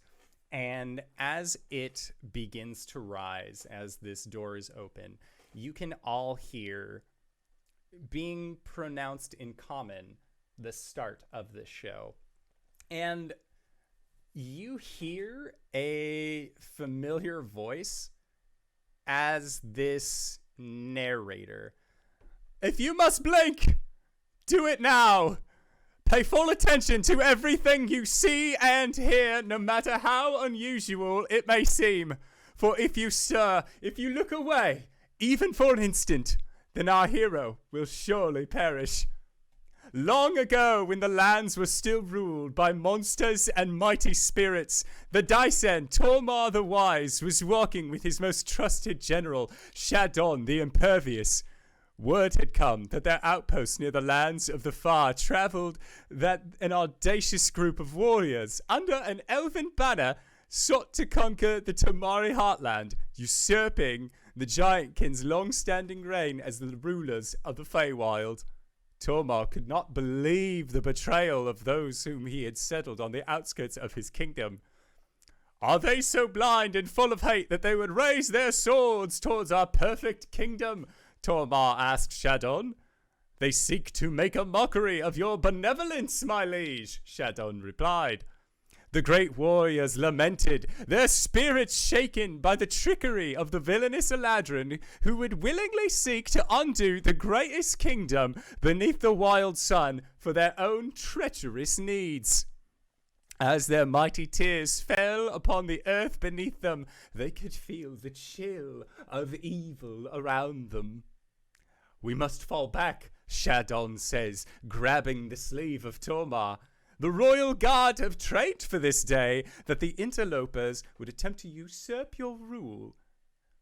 My king, my Daisen, let them handle these vile creatures in your absence. Tormar and Shadon retreated deeper into the walls of the Fortress of Beauty as the royal guard come face to face with the villains of the peace. And that is when your elevator reaches the top. And you can see that there is this immense amphitheater that is full of Fomorians. Cori and the rest of you actually recognize quite a few of these members along the outskirts of this. These are members of the inner court. Many of them have Eladrin slaves with them that they have actually brought to this. And looking above, as this is an open setting, you can also see that there are those large projection illusory screens that have been made to showcase the events of this amphitheater for all to see. And as you arise, you see the Daisen with what looks like another one of these Fomorians having just finished their portion of the scene, making their way off of the central stage. There is a set fog that is rolling across the stage as well. And you are all brought up. You see that there is a gate leading forward that then leads into the central stage of this amphitheater. And you are directed to then head out onto this stage where this battle, this fabled battle, is to take place. And as you arrive, it is stone ground, and there is a rumbling as what looks like two large Fomorian guards and a massive, absolutely massive cat-like creature also seems to approach, and the two of you are standing on opposing sides of this stage. So I'd like for everybody to roll initiative. Just to be clear, we are fighting as part of this play, right? That is correct. And we shouldn't kill them? You can kill them. Oh, cool. We who are about to die salute you. Don't go off script, Arjhan. The purpose of this play is to go horribly off script. We who are about to be victorious salute you. Oh, no. We're just using a different script.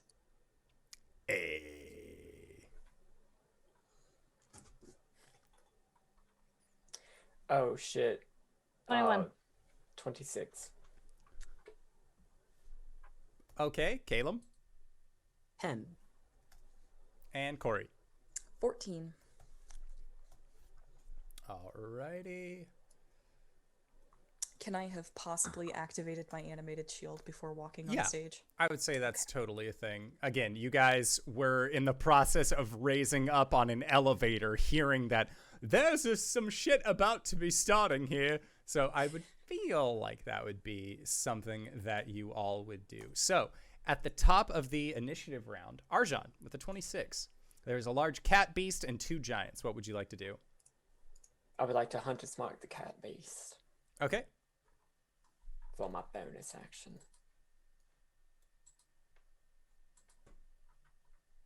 I would like to use my Dread Ambusher to take an extra Attack? An extra yeah. pew pew. An extra pew pew for the first pew pew. Yeah, I should save the nat 20, right? Absolutely. That was almost a nat 20, but instead it's just a 21. Hey, that still hits. Roll for damage.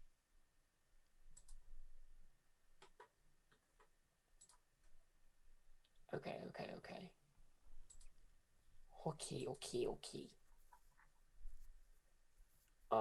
Cool. So it's 9 force damage off the front with an extra 14 on top of that, so 23 for the first attack.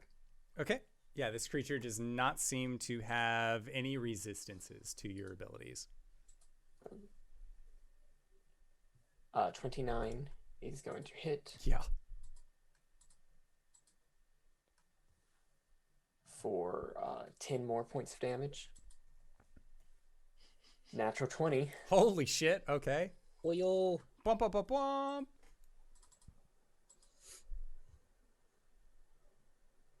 For 29 points of damage. This cat beast was looking in better sorts at the start of this. They definitely look well past bloodied at this point. Okay, so Arjhan. All right, next. Next up, Gwen. Gwen just like looks over at Arjhan's like, show off. Pulls out the axe and goes into a tiny rage. Okay. And then Gwen is going to move forward and start attacking the Fomorian, right? There are 2 giants. Yep. And then 1 large cat beast. So I'll you can attack. choose one or the 2 giants. Yep, I'll go for one of the giants, whichever one looks bigger. Okay. And I will attack him recklessly. Ironically, his name is Tiny. Oh. Not for long. About to be dead. Yeah. That's a 24 to hit on the first attack. And a 25 to hit on the second. Both those hit. Okay. And this creature does not have any resistances that you need to care about. Cool.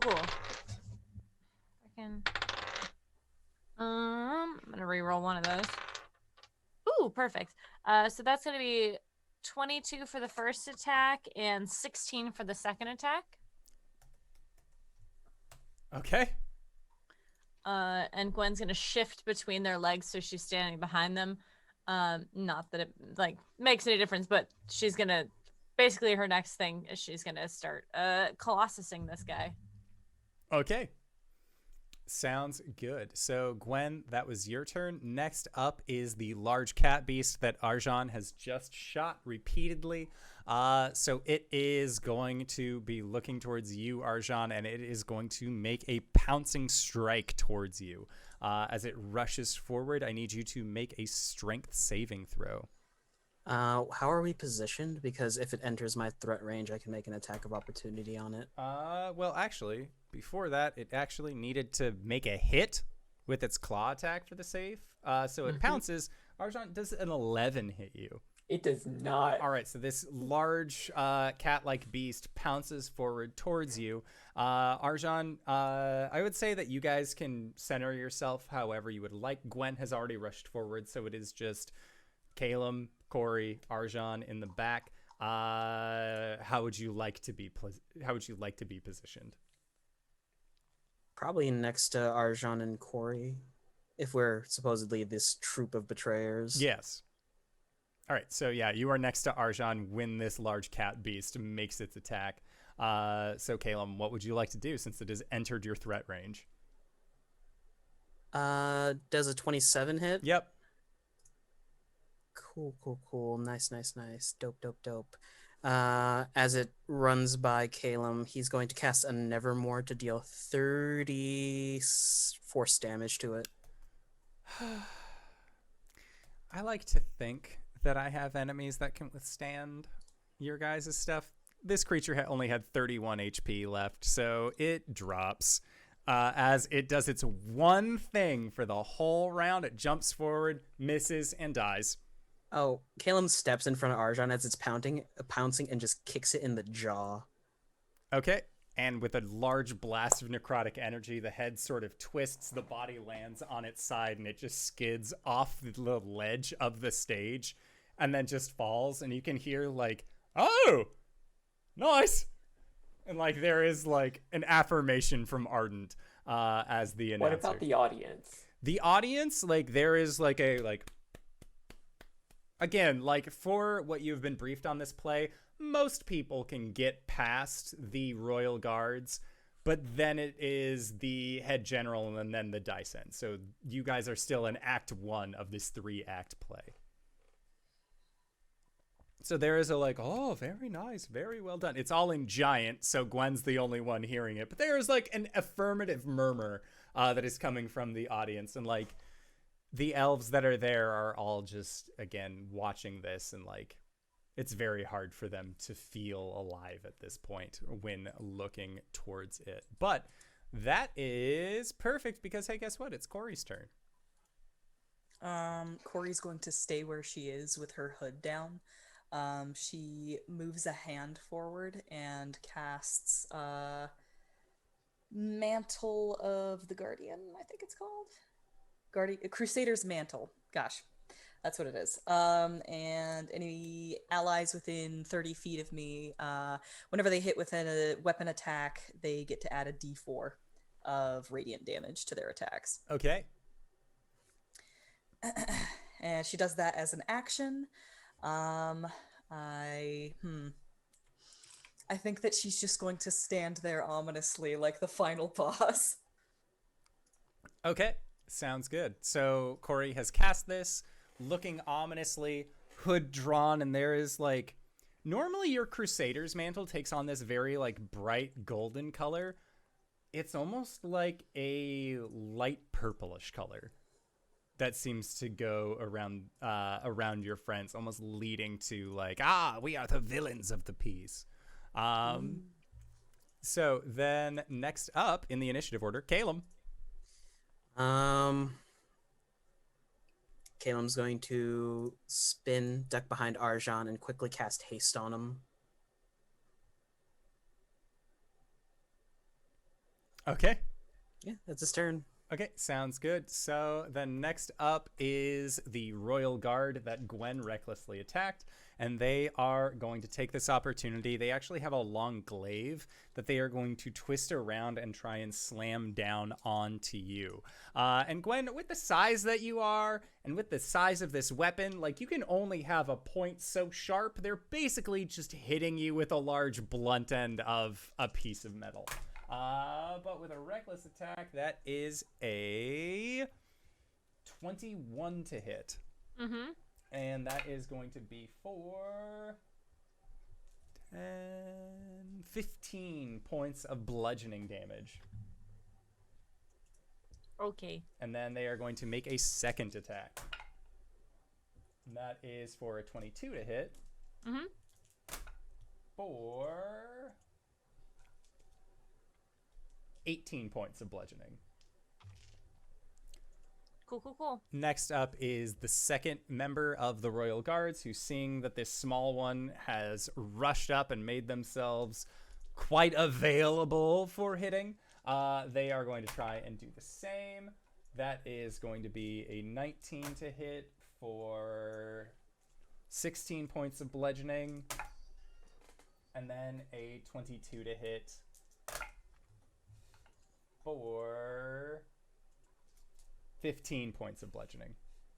Cool. Okay, so that is all that they are going to do, and they've kind of like clustered the two of them on themselves and are just like very much like a flourish of blows. Like they know what their role in this is.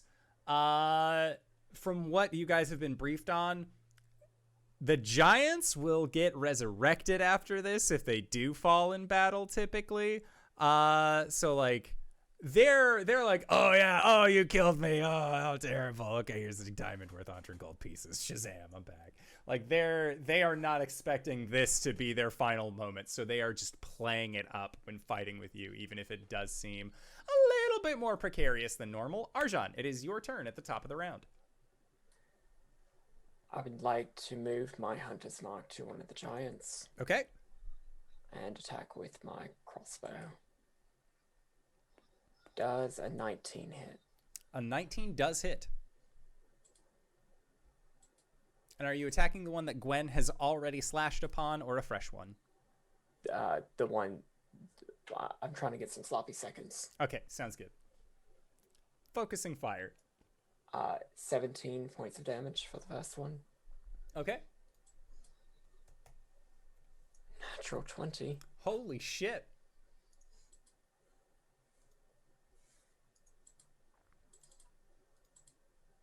No one fucking say it. For 26 points of damage. Okay. That was my bonus action and my action. Okay. And then you also have haste on you. Oh shit. You got mad zoomies. Got demons running through you. Got demons running all through you. Alright. I would like to take my hasted attack. Okay. Okay. That was a 2. So 15. A 15 still hits. I cannot miss. Without, crit failing.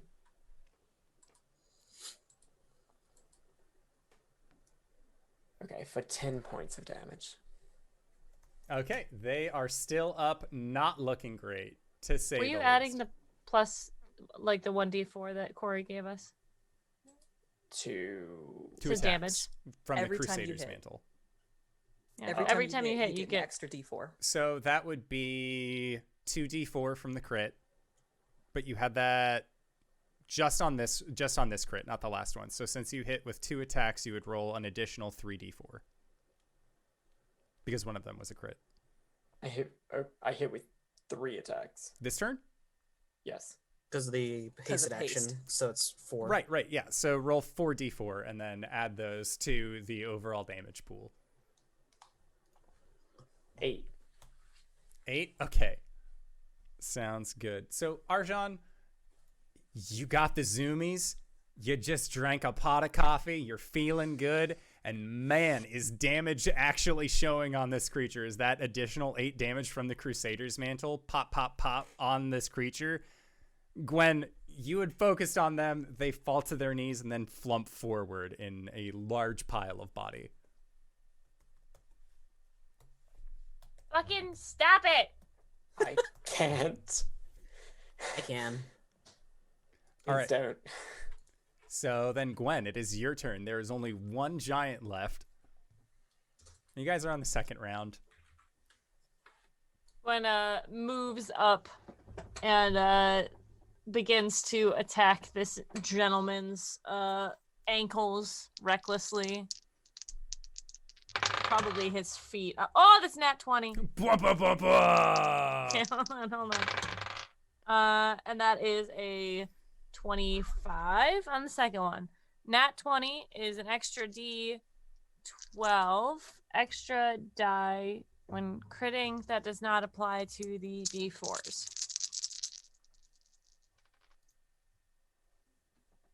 Oh boy. Okay. So that is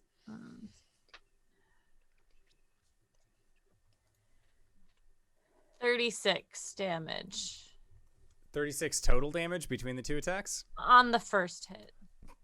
Okay. And then on the second hit, it's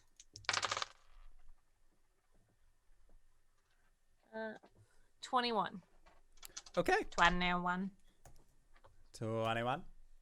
Yeah, they are, they're not looking too hot. All things considered. She does it with a flare and then like looks back at the group. It's like showmanship. While she's raging, she says showmanship. Did you add your radiant damage? I did. Okay, Yes. sorry. There is a cheer. Again, like the Fomorians are like, yeah, showmanship indeed. And then as a bonus action, Gwen will thrust her fist into the air and Grayskull will show up behind her doing the same thing as she's going to manifest her echo. Oh, yeah. Sounds good. Next up, Cori. Cori stays where she is, dramatically lifts one hand and then touches her shoulder and casts mirror image on herself. She stays where she is. Okay. Just as similar to the Flash, just 4 different Cories are vibrating in the same space. Next up, Caelum. Guiding Volt, first level. Okay. Patik. Does a 15 hit? A 15 does hit. Boyo is shocked for 15 points of lightning damage. And they are now glowing from the Who's vault. got advantage? We've got advantage. Okay, so Caelum, it is glowing. That was your action. Do you have a bonus action? Nope. Okay. I'm gonna stand behind Arjhan as he is now my cannon. Okay, next up is the Royal Guard, who is nearest Gwen. They have advantage on attacks towards Gwen, so they're going to take full advantage of that. That is going to be a 25 to hit Gwen for 19 points of bludgeoning damage on the first one, and then a 23 to hit on the second attack for 14 points of bludgeoning damage. Okay. That is all that they can do. And it, like, they say in Giant towards you, like, you're a really good heal. Thank you. You're doing great. And they like give you like a bit, like a smile, like, yeah, we're like actors, man. We sticking together. And Arjhan, it is your turn. So sorry. Is the advantage still up? The advantage is still up.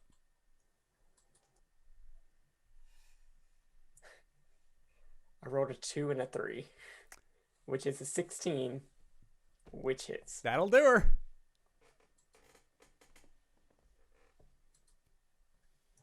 Martial classes are silly. 15 points on the first. Okay. And that was with the 23. D4, right? Yeah. Okay. Sorry. I bonus action. I wanted to move my hunter's mark over. Yeah. Totally fine. 23 to hit on the second one Also with hits. 22 points of damage for the second attack. For the hasted one. Oh, you don't have to worry about the hasted one right now. Okay. Yeah. Brat. Arjhan's in the club. This giant, after like giving Gwen a like you're doing really good as a heal, like takes the damage. And Gwen, they also like drop down to their knees, fall forward onto the ground. You see that the stone beneath them actually opens just enough for the bodies to then fall through and then reclose over it, removing these, well, the bodies of the giants. The cat monster, like, fell off the side of it. They'll get that one later. They think they will. But these two giants have been lowered and are no longer in combat. And as you remove these two, there is, like, the area around you grows dim just a little bit again. And as the area is darkened around you, you see other set pieces beginning to drop down. And on a set of stairs leading up, you see that there are two Fomorians that are speaking to each other. One of them being the Daisen, who you recognize, and the other being the figure that you would recognize based on the story context clues as Shadon. Now, the voice that you hear after these royal guards have been dealt with once again is Ardent, who says, "But alas, the spirits of treachery prove themselves too powerful for the royal guard, their very magics darkening the sky above the fortress of beauty." And as they say that, strong winds inside of this area begin to pick up, and you actually see that there is a layer of clouds that begins to form above the amphitheater. And Ardent continues to announce, "The elven forces made their way into the fortress, sullying the stones beneath them with every step. Could their depravity know no bounds? The forces of evil made their way through the fortress, slaying every noble loyal to Tolmar along the way. It was then that they would finally meet their match in the courtyard of tranquility. The wise and most trusted advisor, Shadon the Impervious, stood with his trusted companion, Caota. 'This is the end for you, trespassers,' Shadon yelled, knowing full well that only his blade stood between the life of his dearest and oldest friend." And it is at that again, these set pieces that have fallen around you kind of create this miniature courtyard. And the stairway that was leading up to where the Daisen is looks like the inside of a building that you all have actually been inside of, being the Daisen's home, as Shadon makes his way down. And as they stand at the entrance of this gate, you see them reach to their side and pull out what looks like this massive piece of metal that you recognize as a greatsword sized properly for someone who stands roughly 30 feet tall. And as they take their sword, they reach upon their back and pull out yet another greatsword, and it looks like they are wielding one in either hand. And as they begin to flourish the blades, you start seeing after images of these as this giant then rears back and creates a indomitable stance in front of you. You see what must be at least 100 separate hands behind them, either holding on to different weapons or some other kind of martial ability as they stand before you, ready to fight. Arjhan, you still have your hasted action. Phew. Yep. Natural one. Okay, a natural one is not enough to hit on this pew. And as the bolt gets close, just one of these extra hands near this beast just swats it. But that is it for you. Gwen, you now see this 100-armed giant standing before you. She like leans back and looks at Grayskull. So she's looking like straight up. She's like, "Gotta be fucking kidding me. That thing is awesome. Can we do that? I mean, if you wave your arms around, let's go." Gwen is going to use her bonus action to move Grayskull behind this creature, and I'm gonna say up behind him, so he's like floating behind him. Okay. And then Gwen is going to start hacking at Fedes and like use her axe to kind of like climb up. You can try. I can certainly try.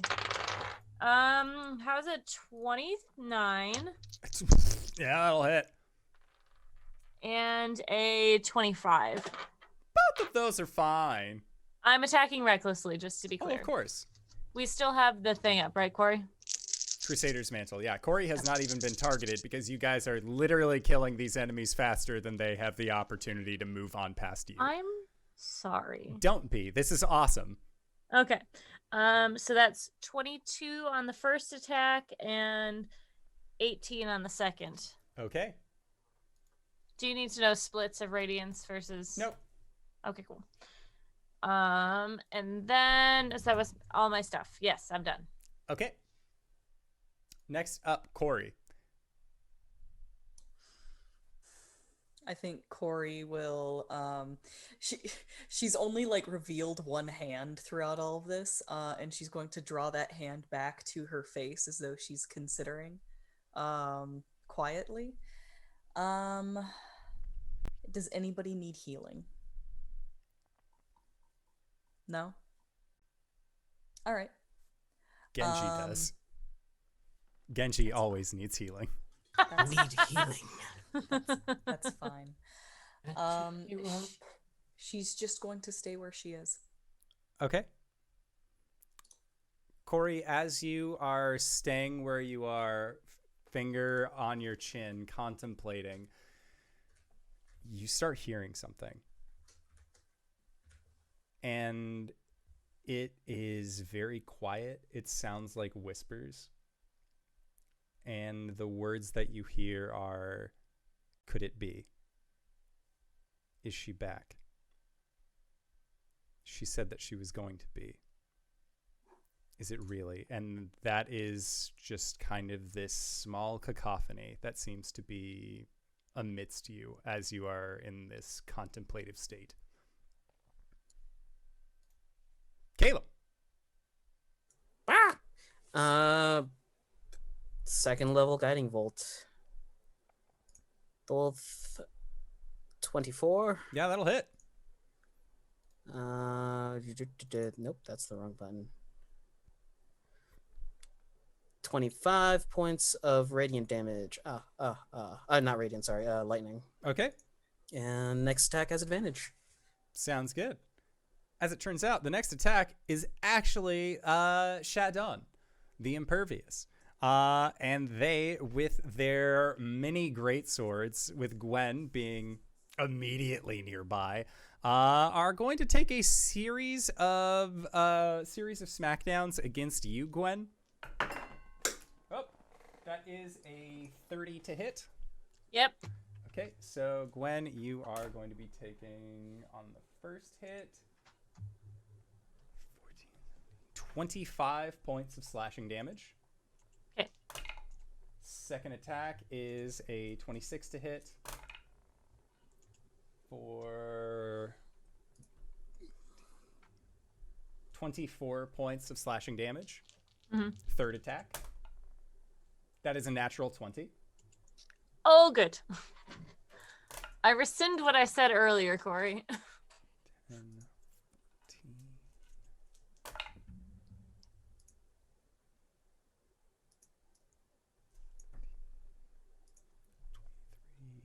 for 31 points of slashing damage. And their fourth attack. And that is a 30 to hit for 32 points of slashing damage. Okay. Okay, but that is all that they can do as they just unleash a torrent of blows against you. And again, like their arms are moving as fast as a windmill almost. Well, I would say as fast as a windmill, but if you've ever seen a wind turbine move, they actually move really slow. So like it's like just a very quick series of blows. It's like a Beyblade spinning. There, I'll put it into context that people are aware of how fast those rip. So that is it for Shadon. Next up, Arjhan in your hasted form. Yeah. Bonus action, Hunted Smart. Okay. You have advantage. Oh shit. Okay, cool.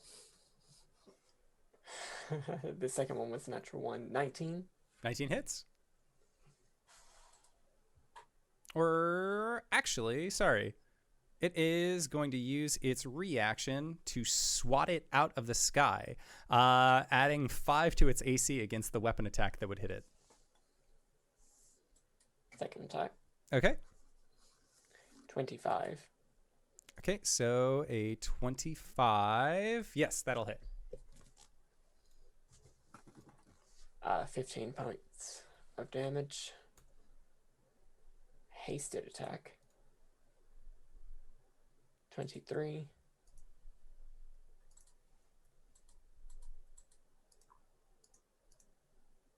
For 22 points of damage. Okay.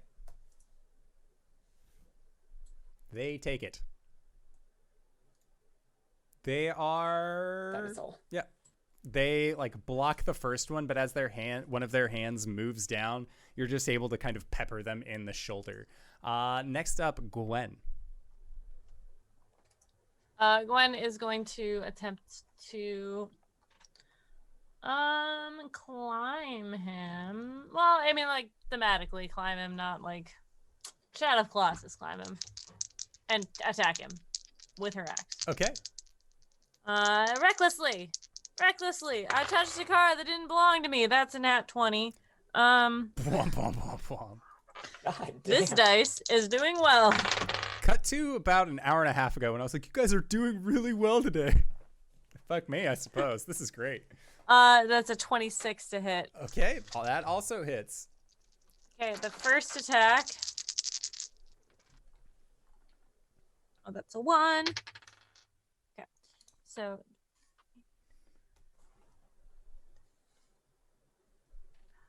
45 damage. Off the first attack, Yep. and you doubled the Crusader Mantle dice, correct? Yes, I did. I'm a smart cookie. The second one is 15 damage. Okay. Sounds good. And I will use my bonus action to move Grayskull so he is above this thing. All right. Sounds good. Next up, Cori. Cori, you can hear this cacophony of whispers as you stand there. Gwen looks a little bit worse for wear from the last time you asked if anybody needed healing. Cori stands there considering, and she takes a few steps forward. She puts that hand onto Gwen, and she casts 70 points of Lay on Hands.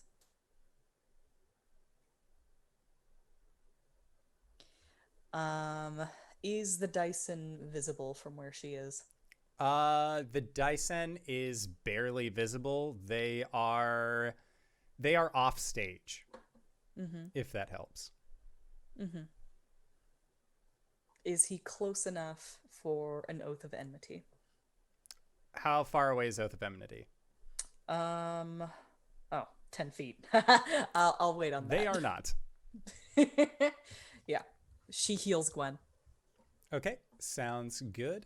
Caelum.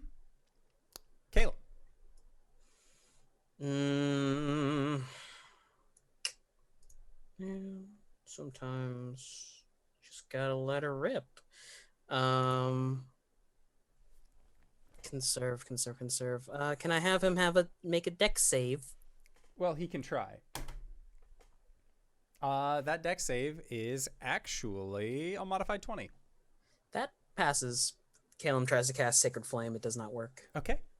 Sounds good. So next up is the creature with 100 hands. And they are going to try and slice down. They are going to try and strike out towards Gwen, because Gwen, you have proven to be quite a thorn in their side during this whole experience. So that is... I'm sorry, if you said something important, I missed it. I'm listening They're to the Beyblade attacking theme you. song. It was very loud, just Which at the beginning. Beyblade season? We can talk about that in Nights in the Courtyard. Okay. Moses parted the Red Sea with a Beyblade. It's canon. Anyways, Does a modified 30 hit you? I'm going to guess that it does, but I just wanted to ask. If I Yes, it say does. big numbers, maybe you'll pay attention. No, it wasn't that I wasn't paying attention to this. That was very loud to start off got with. it. Let it rip. That is a 22 points of damage against ye. Slashing? Yep, slashing. Second attack is another 30 for 13 points of slashing damage. And then also above 25 for 24 points of slashing. Okay. Okie and dokie. I believe that was 4 attacks from them. So then next up is Arjhan. Second best, same as the first.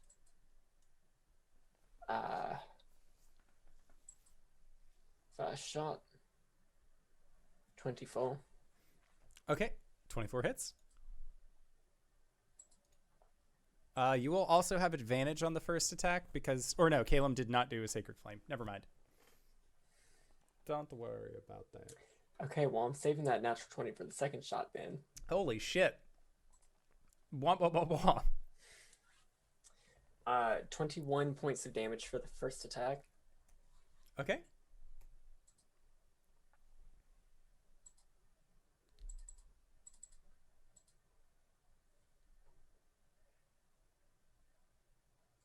$31 points for the second. Hasted. 26 will hit the third one for 19 more points. Arjhan, you are just taking names at this point as once again you deal enough damage to just pop, pop, pop, pop. It feels like everything is moving in slow motion compared to what you're feeling right now, but that's okay. He's Fry in the episode where he has 100 cups of coffee. Oh, yeah. For sure. But it is at that point that the third act begins. Caelum. At the beginning of the third act, Caelum will just lean ahead over to Arjhan and say, "Sorry, buddy," and he's going to dismiss the haste. Okay. So, yes, next turn, Arjhan will not be able to move because he is sleepy. And you all hear, once again, Ardent say, "The battle raged on, and as Shadon fell, the essence of his life spilling onto the sand within the courtyard, the Daisen of all beneath the sun rushed to his side as quick as a gust of wind. The rage within Tormar's heart shook the heavens. 'Your path of destruction ends this night,' he cried, and the skies responded, sending down weapons to aid Tormar in his battle against those that would dare defy the leadership of the kingdom." Cori and Gwen, I need you both to make dexterity saving throws. Okay. As Is it something I can see? Yes, as a lightning bolt from the clouds that have coalesced from above you strikes directly between the two of you. I just got a 12. Add 4. I got a 16. I got a 14. Okay, neither of those numbers are going to be high enough to save. Okay.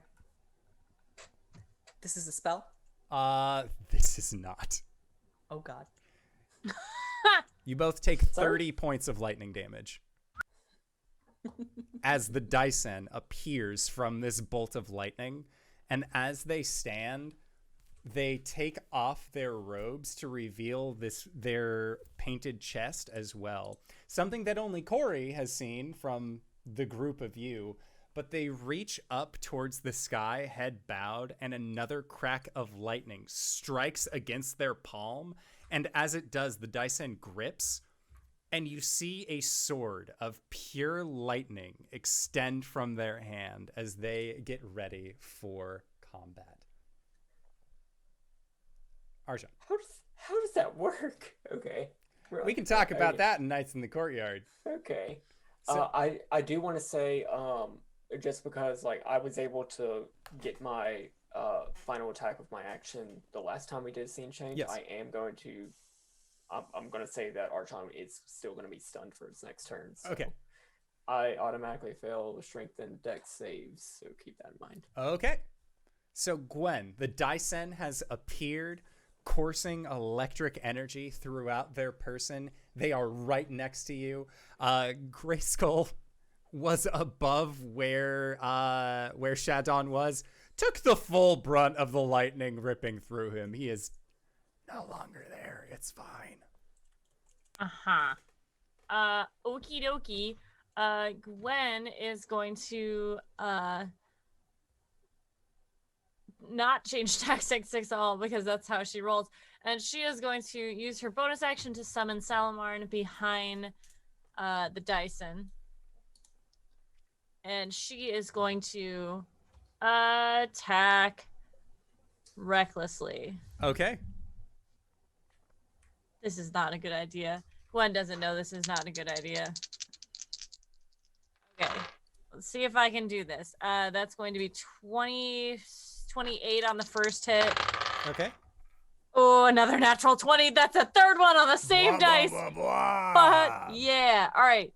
So I'm going to roll the first one. The first one is 24. And the critical is... That's a 2. It's going off the table.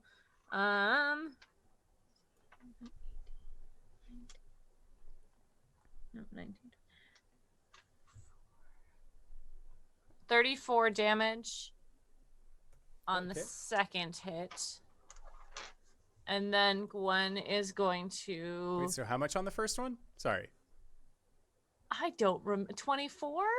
Does that sound right? Yes. I was... Sorry, my Excel sheet screwed up when you were saying the numbers for the first one. I will do 24. That is fine. Don't remember. I just did a bunch more math.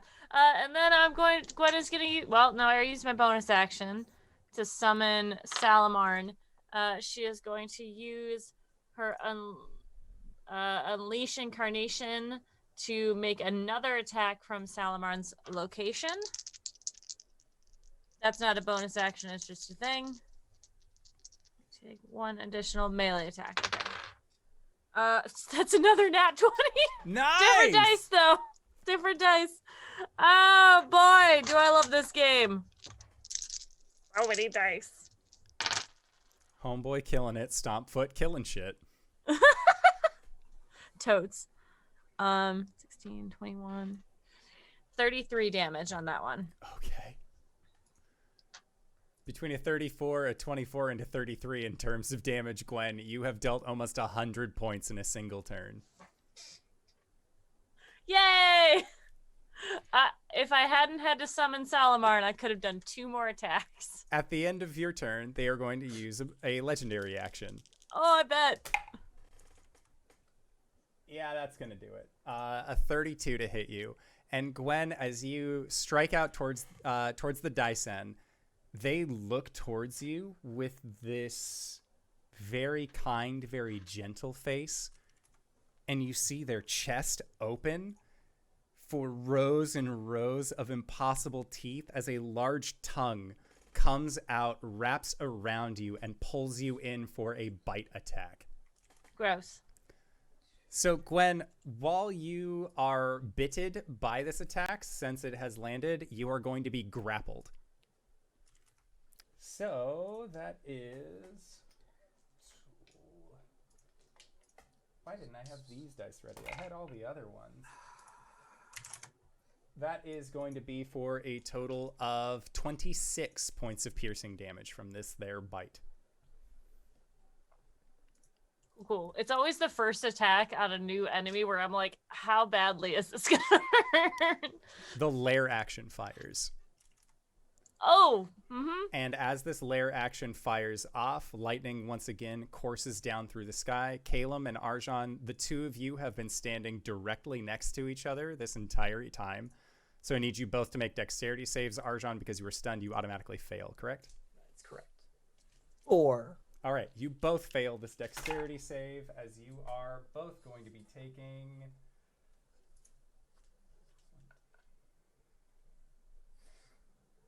I'm also You're both going to be incapacitated, so taking 26 points of lightning damage. Next up, Cori. Bonus action Valve Enmity. Okay. Cori takes a couple of steps forward, and she is going to strike out with the Blade of Wraith. Just summon this blade of leaves into your hand. Natural 20. Holy shit. I'm going to do a 3rd level smite on this. That's 21 slashing damage. Gotta remember where my smites are. And 46 radiant damage. Oh, hold on. Let me... Sorry, what was the first number? 26 points of slashing? Yes. Okay, and then how much radiant? What did I just say? 46? 46. Okay. And also I've got to remember my Crusader's Mantle. Let me just do 2 more D4 on top of that. Okay. 4. That's my first attack. Okay. Here comes the second. 30 to hit. Yeah, that'll hit. Another 3rd level smite. 13 slashing damage. Sorry, can you cast 2 3-level spells in one? You're not Doesn't- casting doesn't them. count as spell? It's just a smite. Oh my god. 21 radiant damage plus... Okay, 22 radiant damage. Okay. That's my turn. And Cori, are you like unveiling your hood at this point? Not necessarily. She'll give it one more. She'll give it like just enough time for him to be all like, wait a second. Okay. So you are laying into him, and there is a brief moment of realization, Cori, as you strike out against him with this blade made of leaves. This is not something that he necessarily intended to go up against. He thought you were dead. Or at least he thought that he had the ring, but it looks like the ring had other plans, as they always do. So he is going to level his sword made of lightning and strike out towards, in a direct line, you and Arjhan and Caelum once again, as he uses 2 of his legendary actions to cast a thunderbolt. Or a lightning bolt, I guess, because thunder is sound. Lightning is... He's within 5 feet of me. He is within 5 feet of you. He is casting a spell. No. Fuck. You said he's casting it from his thing. He is using it as a channeling focus. This is an ability that he has. And Never gets a ability Mage to Slayer. Cast a spell? No. They are just hurling a thunderbolt. Or I guess it is a thunderbolt, yeah. So, that is for... 22 points of thunder damage. Neat. And make a dex save, because it's not like a straight amount. But Arjhan automatically fails. Cori, what'd you get for your dex save? 16. 16? Okay, that's still a fail. Caelum. I failed. Okay, sounds good. So you all take the 22 points of thunder damage. Okay, Caelum. Cool. Caelum is going to pop open the bolt cases that are at his hips, pull out 10 crossbow bolts, and cast Animate Object on them. Okay. And he's going to use a bonus action to use them all to attack the Daisen. Sure. So Show this Daisen what a real blender can do. Oh yeah. Does a 24 hit? Yes, a 24 does hit. Does a 22 hit? Yep. Does a 20 hit? Yep. All these will hit. There were 2 nat 20s in this roll, and I deal 150 points of damage. Okay. Well, Thank you, Crusader's Mantle. that's silly. Wait, does Crusader's Mantle... They It count only as a works weapon, it only works on weapons. but my anime Is- objects make weapon attacks.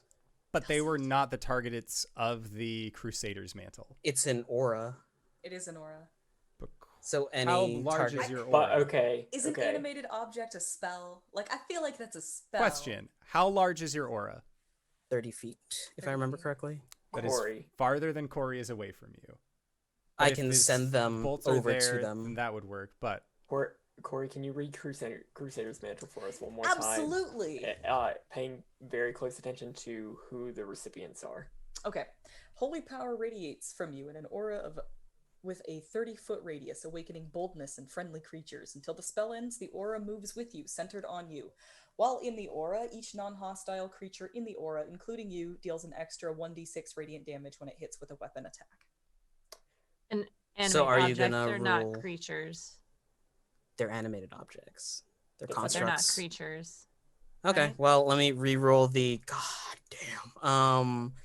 How many? 10d4 plus 4d?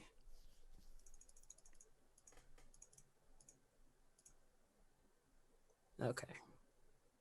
They really just went and said non-hostile creatures, didn't they?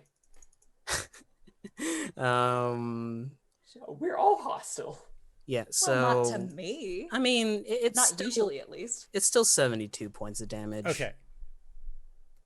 72 and 158 are two very different numbers. Yeah, that's about half, actually. Okay. So the Daisen is just pierced with 10 bolts that Caelum has just thrown out of his pockets. Arjhan, it would be your turn. I am stunned, You are stunned. but now I am no longer stunned. Or no, that was Caelum's turn. Sorry. Mhm. It is the Daisen's turn. Because they have only been able to use legendary actions up until this point. But now they can actually do some things. So they are going to, looking down towards you, Gwen. You are inside of them, so they are, or at least from a bite, so they are going to use a second bite attack on you. Okay. To swallow you. Okay. Okay, so that is going to be a... I thought we were done with the Vor episode. Nope. Never done with Vor. That is a 26. It's a hit? Yes. Yes. So you are inside them tummy.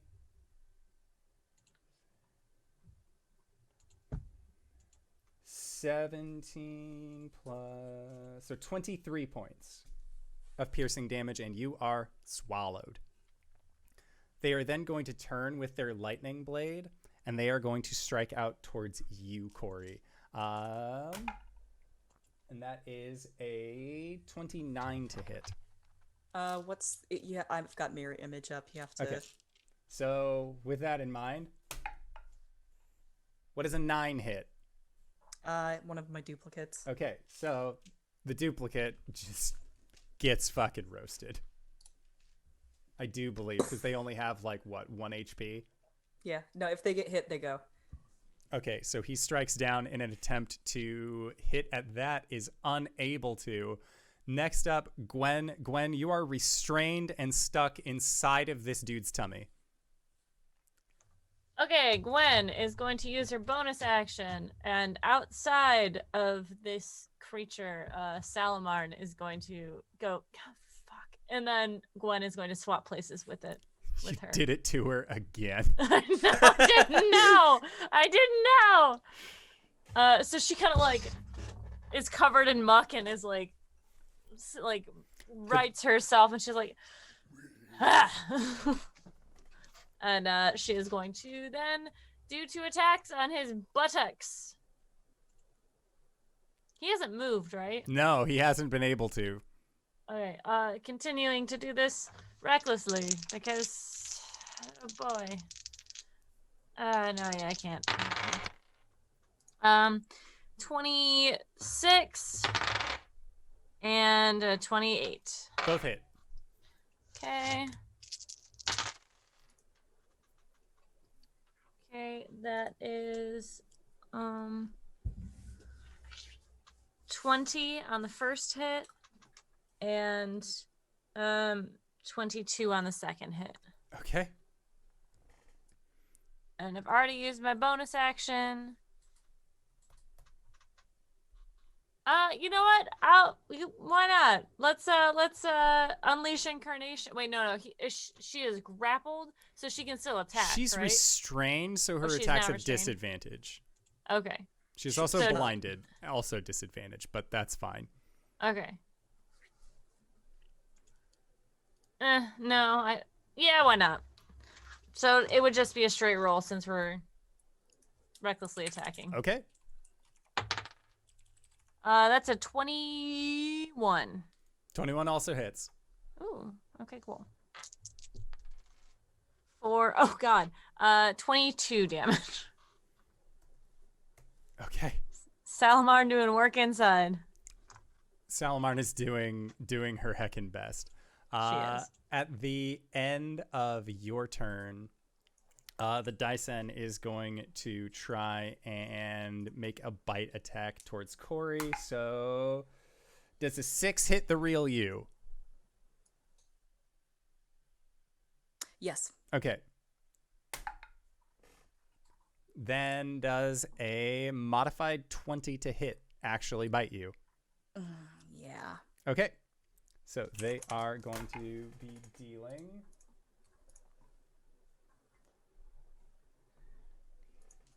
24 points of piercing damage as they once again catch you inside of their chest.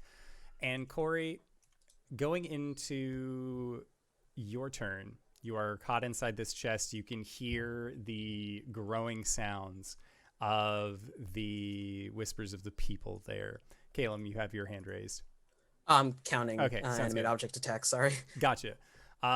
So, Cori, you can hear this cacophony of whispers that have grown loud enough now that it sounds like a crowd speaking towards you. What would you like to do while you are grappled inside of the Daisen's chest? They do not look good, by the way. Gwen and Arjhan and Caelum have all been doing solid work onto this beast. That's true. The sounds of the voices are growing louder in her ears. She's going once again into the mouth of the Daisen. She is going to put a hand out to brace herself against the side of it and get ready to shove her sword up and into his torso. And as a bonus action, she's going to activate her Raven form Face Step ability. She cannot teleport, Okay. but she is going to use its ability to siphon 30 hit points from him. Seems good. Do I get the hit points or temporary? with those? They appear as temp HP for you. I thought so. Okay. So I do that. And as she does so, this basically a bunch of red threads burst from her form and tangle in his teeth and then yank backwards. And as she does this, her hood falls back and she says, "Choke!" and fucking just sword up into his gullet. Okay. Make your attack.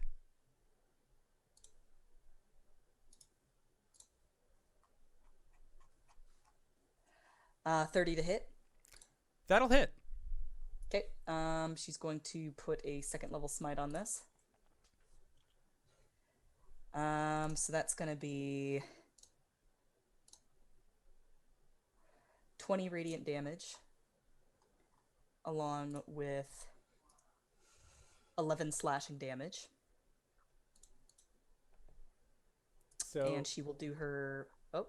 So, Cori, as you say choke and plunge your sword through the lower portion of the Daisen's, palate into their mouth, you feel your sword going even further upwards. The words around you, this cacophony, is silenced for but a single moment, and you hear that seems to put them all to a pause. and you hear a voice that you have not heard in so long tell you, they used to call me Cori once. And as you do this, the burst of divine energy that comes through your sword is more than enough to defeat the Daisen. Yeah. And falling until there is a satisfying on the ground. Cori, you stand up, and there is a golden aura that seems to just be latched onto you that fades after a brief moment. The crowd is stunned. This was not something that they anticipated seeing in this moment. And as a silence falls onto the theater, and the audience watching this play that they have seen 100 times has its story changed before them.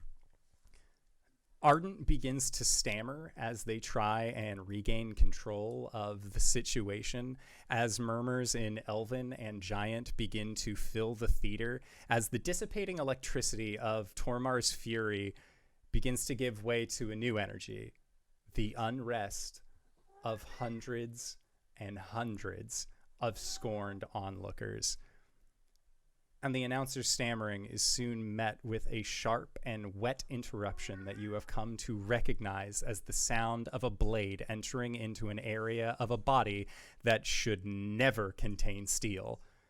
And an elven voice then fills the auditorium from the same booth, this time in Elven and loud enough to echo beyond the walls of the amphitheater to the very corners of the fortress. Brothers and sisters of the surface, the Caelum has returned and brought Corellon's light with her. The voice of revolution speaks true to you. Make our oppressors remember why our people have survived the changing wilds, and they were sentenced to live below. Raise your sword, raise your tomes, and raise your voice. Our time is now. Cori and Caelum, the both of you can feel that your face step abilities and your blessing of the Raven Queens can work for just a brief moment. And you see that look of recognition on every single Eladrin inside of this amphitheater, and you know beyond the shadow of a doubt that every single Eladrin in the pits, in the silver holds within the city, they can all feel it too. And there is a cry. Not a cry for help, not a cry of pain, a war cry that emanates in a 3-mile radius of the Fomorian fortress as your revolution begins. Just real quick, Caelum will make his way up to the podium and pat the translator on the shoulder for him to go do his job. Arjhan, like, there's a, like, Caelum, the dagger that you gave to Osmond is hilt deep in Arjhan's back, who is just slumped forward. He will turn Arjhan over. Is he still, like, conscious? No. There are multiple stab wounds. Cool. He's just gonna mutter, and that's why it's called the Long Con. Okay. God damn it. So, as you say and mutter, that's why they call this the Long Con. The four of you watch as this revolution begins with an upstart, this fiery upstart, and then it seems to slow. And then the four of you hear what sound like bells off in the distance. That's what appears to be snowflakes gently raining down from above. Do you think that would have put us on the naughty list this year? And that is where we are going to call it for tonight's session. So I would like to say, I know we went a little long. Thank you to everybody who decided to stop by and join us for this wonderful session of Dungeon and or Dragon. We had a lot of Dungeon today. So with that, I would like to say thank you for bearing with us. Hey, RJ, where can we find you? What do you do? All right, let's make this quick and brutal, just like this uprising. Hey, everybody, my name is RJ. You can catch me at RJustice282 on Twitter and Twitch, where I sometimes tweet about the nerdy things in my life and play video games with some of these lovely individuals. You can catch me here on Mondays as Caelum, the Shatterkai Wizard Cleric. On shit, what week is this?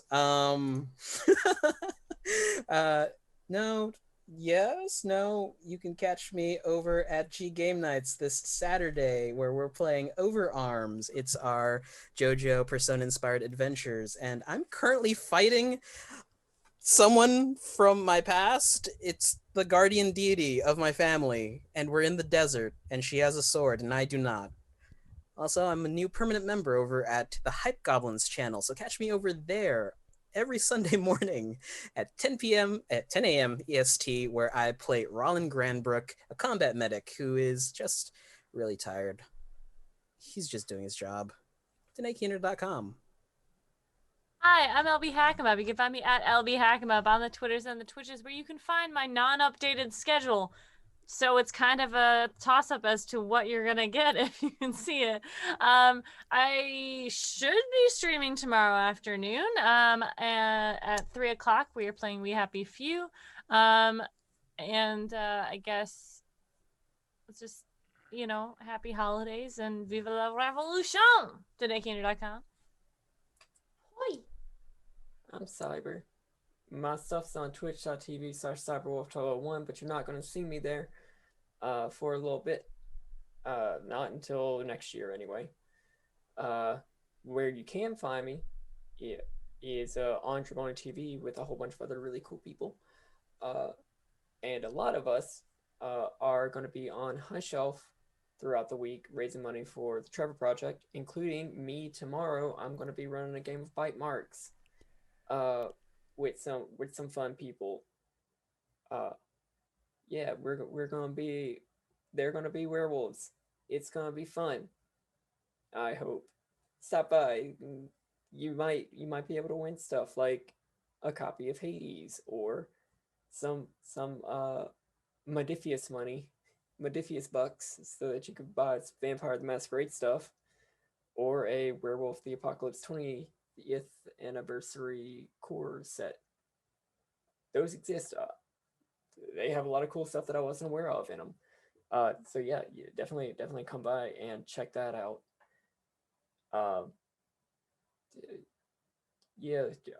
Merry Crisis. DanaeKeener.com. Speaking of DanaeKeener.com, hi everybody, I'm Danae Keener. You can find me at DanaeKeener.com. I do nerdy drawings, mostly related to D&D and a lot of things on this channel. I play as Cori under the Elgin Paladin on Mondays, and on Sundays, I'm running Icewind Dale right here. In fact, this Sunday, we're going to be having our first guest. His name is RJ. And so you should come and see what he's up to, and the poor, dumb box of rocks that he's going to be playing. Also on Saturday, I'm gonna be that ancestor that he's fighting off in the desert. So come and see how that turns out as well over on G Game Nights. Think that's it. DanaeKeener.com. And if you've made it this far, you probably already know who I am. But if you don't, hey Acorns, what's up? It's me, your buddy, your pal, your friend, the Indoor Adventurer, the showrunner here at twitch.tv/Indoor Adventures. We do shows like this on Monday and Thursday at 5:30 p.m. Pacific Standard Time, except for this Thursday because it's Christmas Eve. You should spend it watching our shows unless you've adequately social distance. Anyways, that's fine. We also have a show on Sunday at 7 o'clock p.m. Pacific Standard Time. That's our Rime of the Frost Maiden, like Danae already said. RJ is going to be on the show, but I don't know who's going to be playing a character named RJ. Keep the mystery. Just kidding. It's our dear friend, my husband, RJ. So Right now, we are going to be going into our after show called Nights in the Courtyard, where we answer questions not only from the community, but also from each other. So if you have any questions for myself or any of these other fine folk, feel free to post them in the Discord chat or in the Twitch chat to the side, or join us on Discord. The link can be found down below, and we will do our best to respond to those questions in kind. But with that, I would like to say once again, thank you to everybody who decided to stop on by. Thank you to these players for putting up with my bullshit once again this week. And we'll see all of you guys next time. All right, everybody. Bye-bye!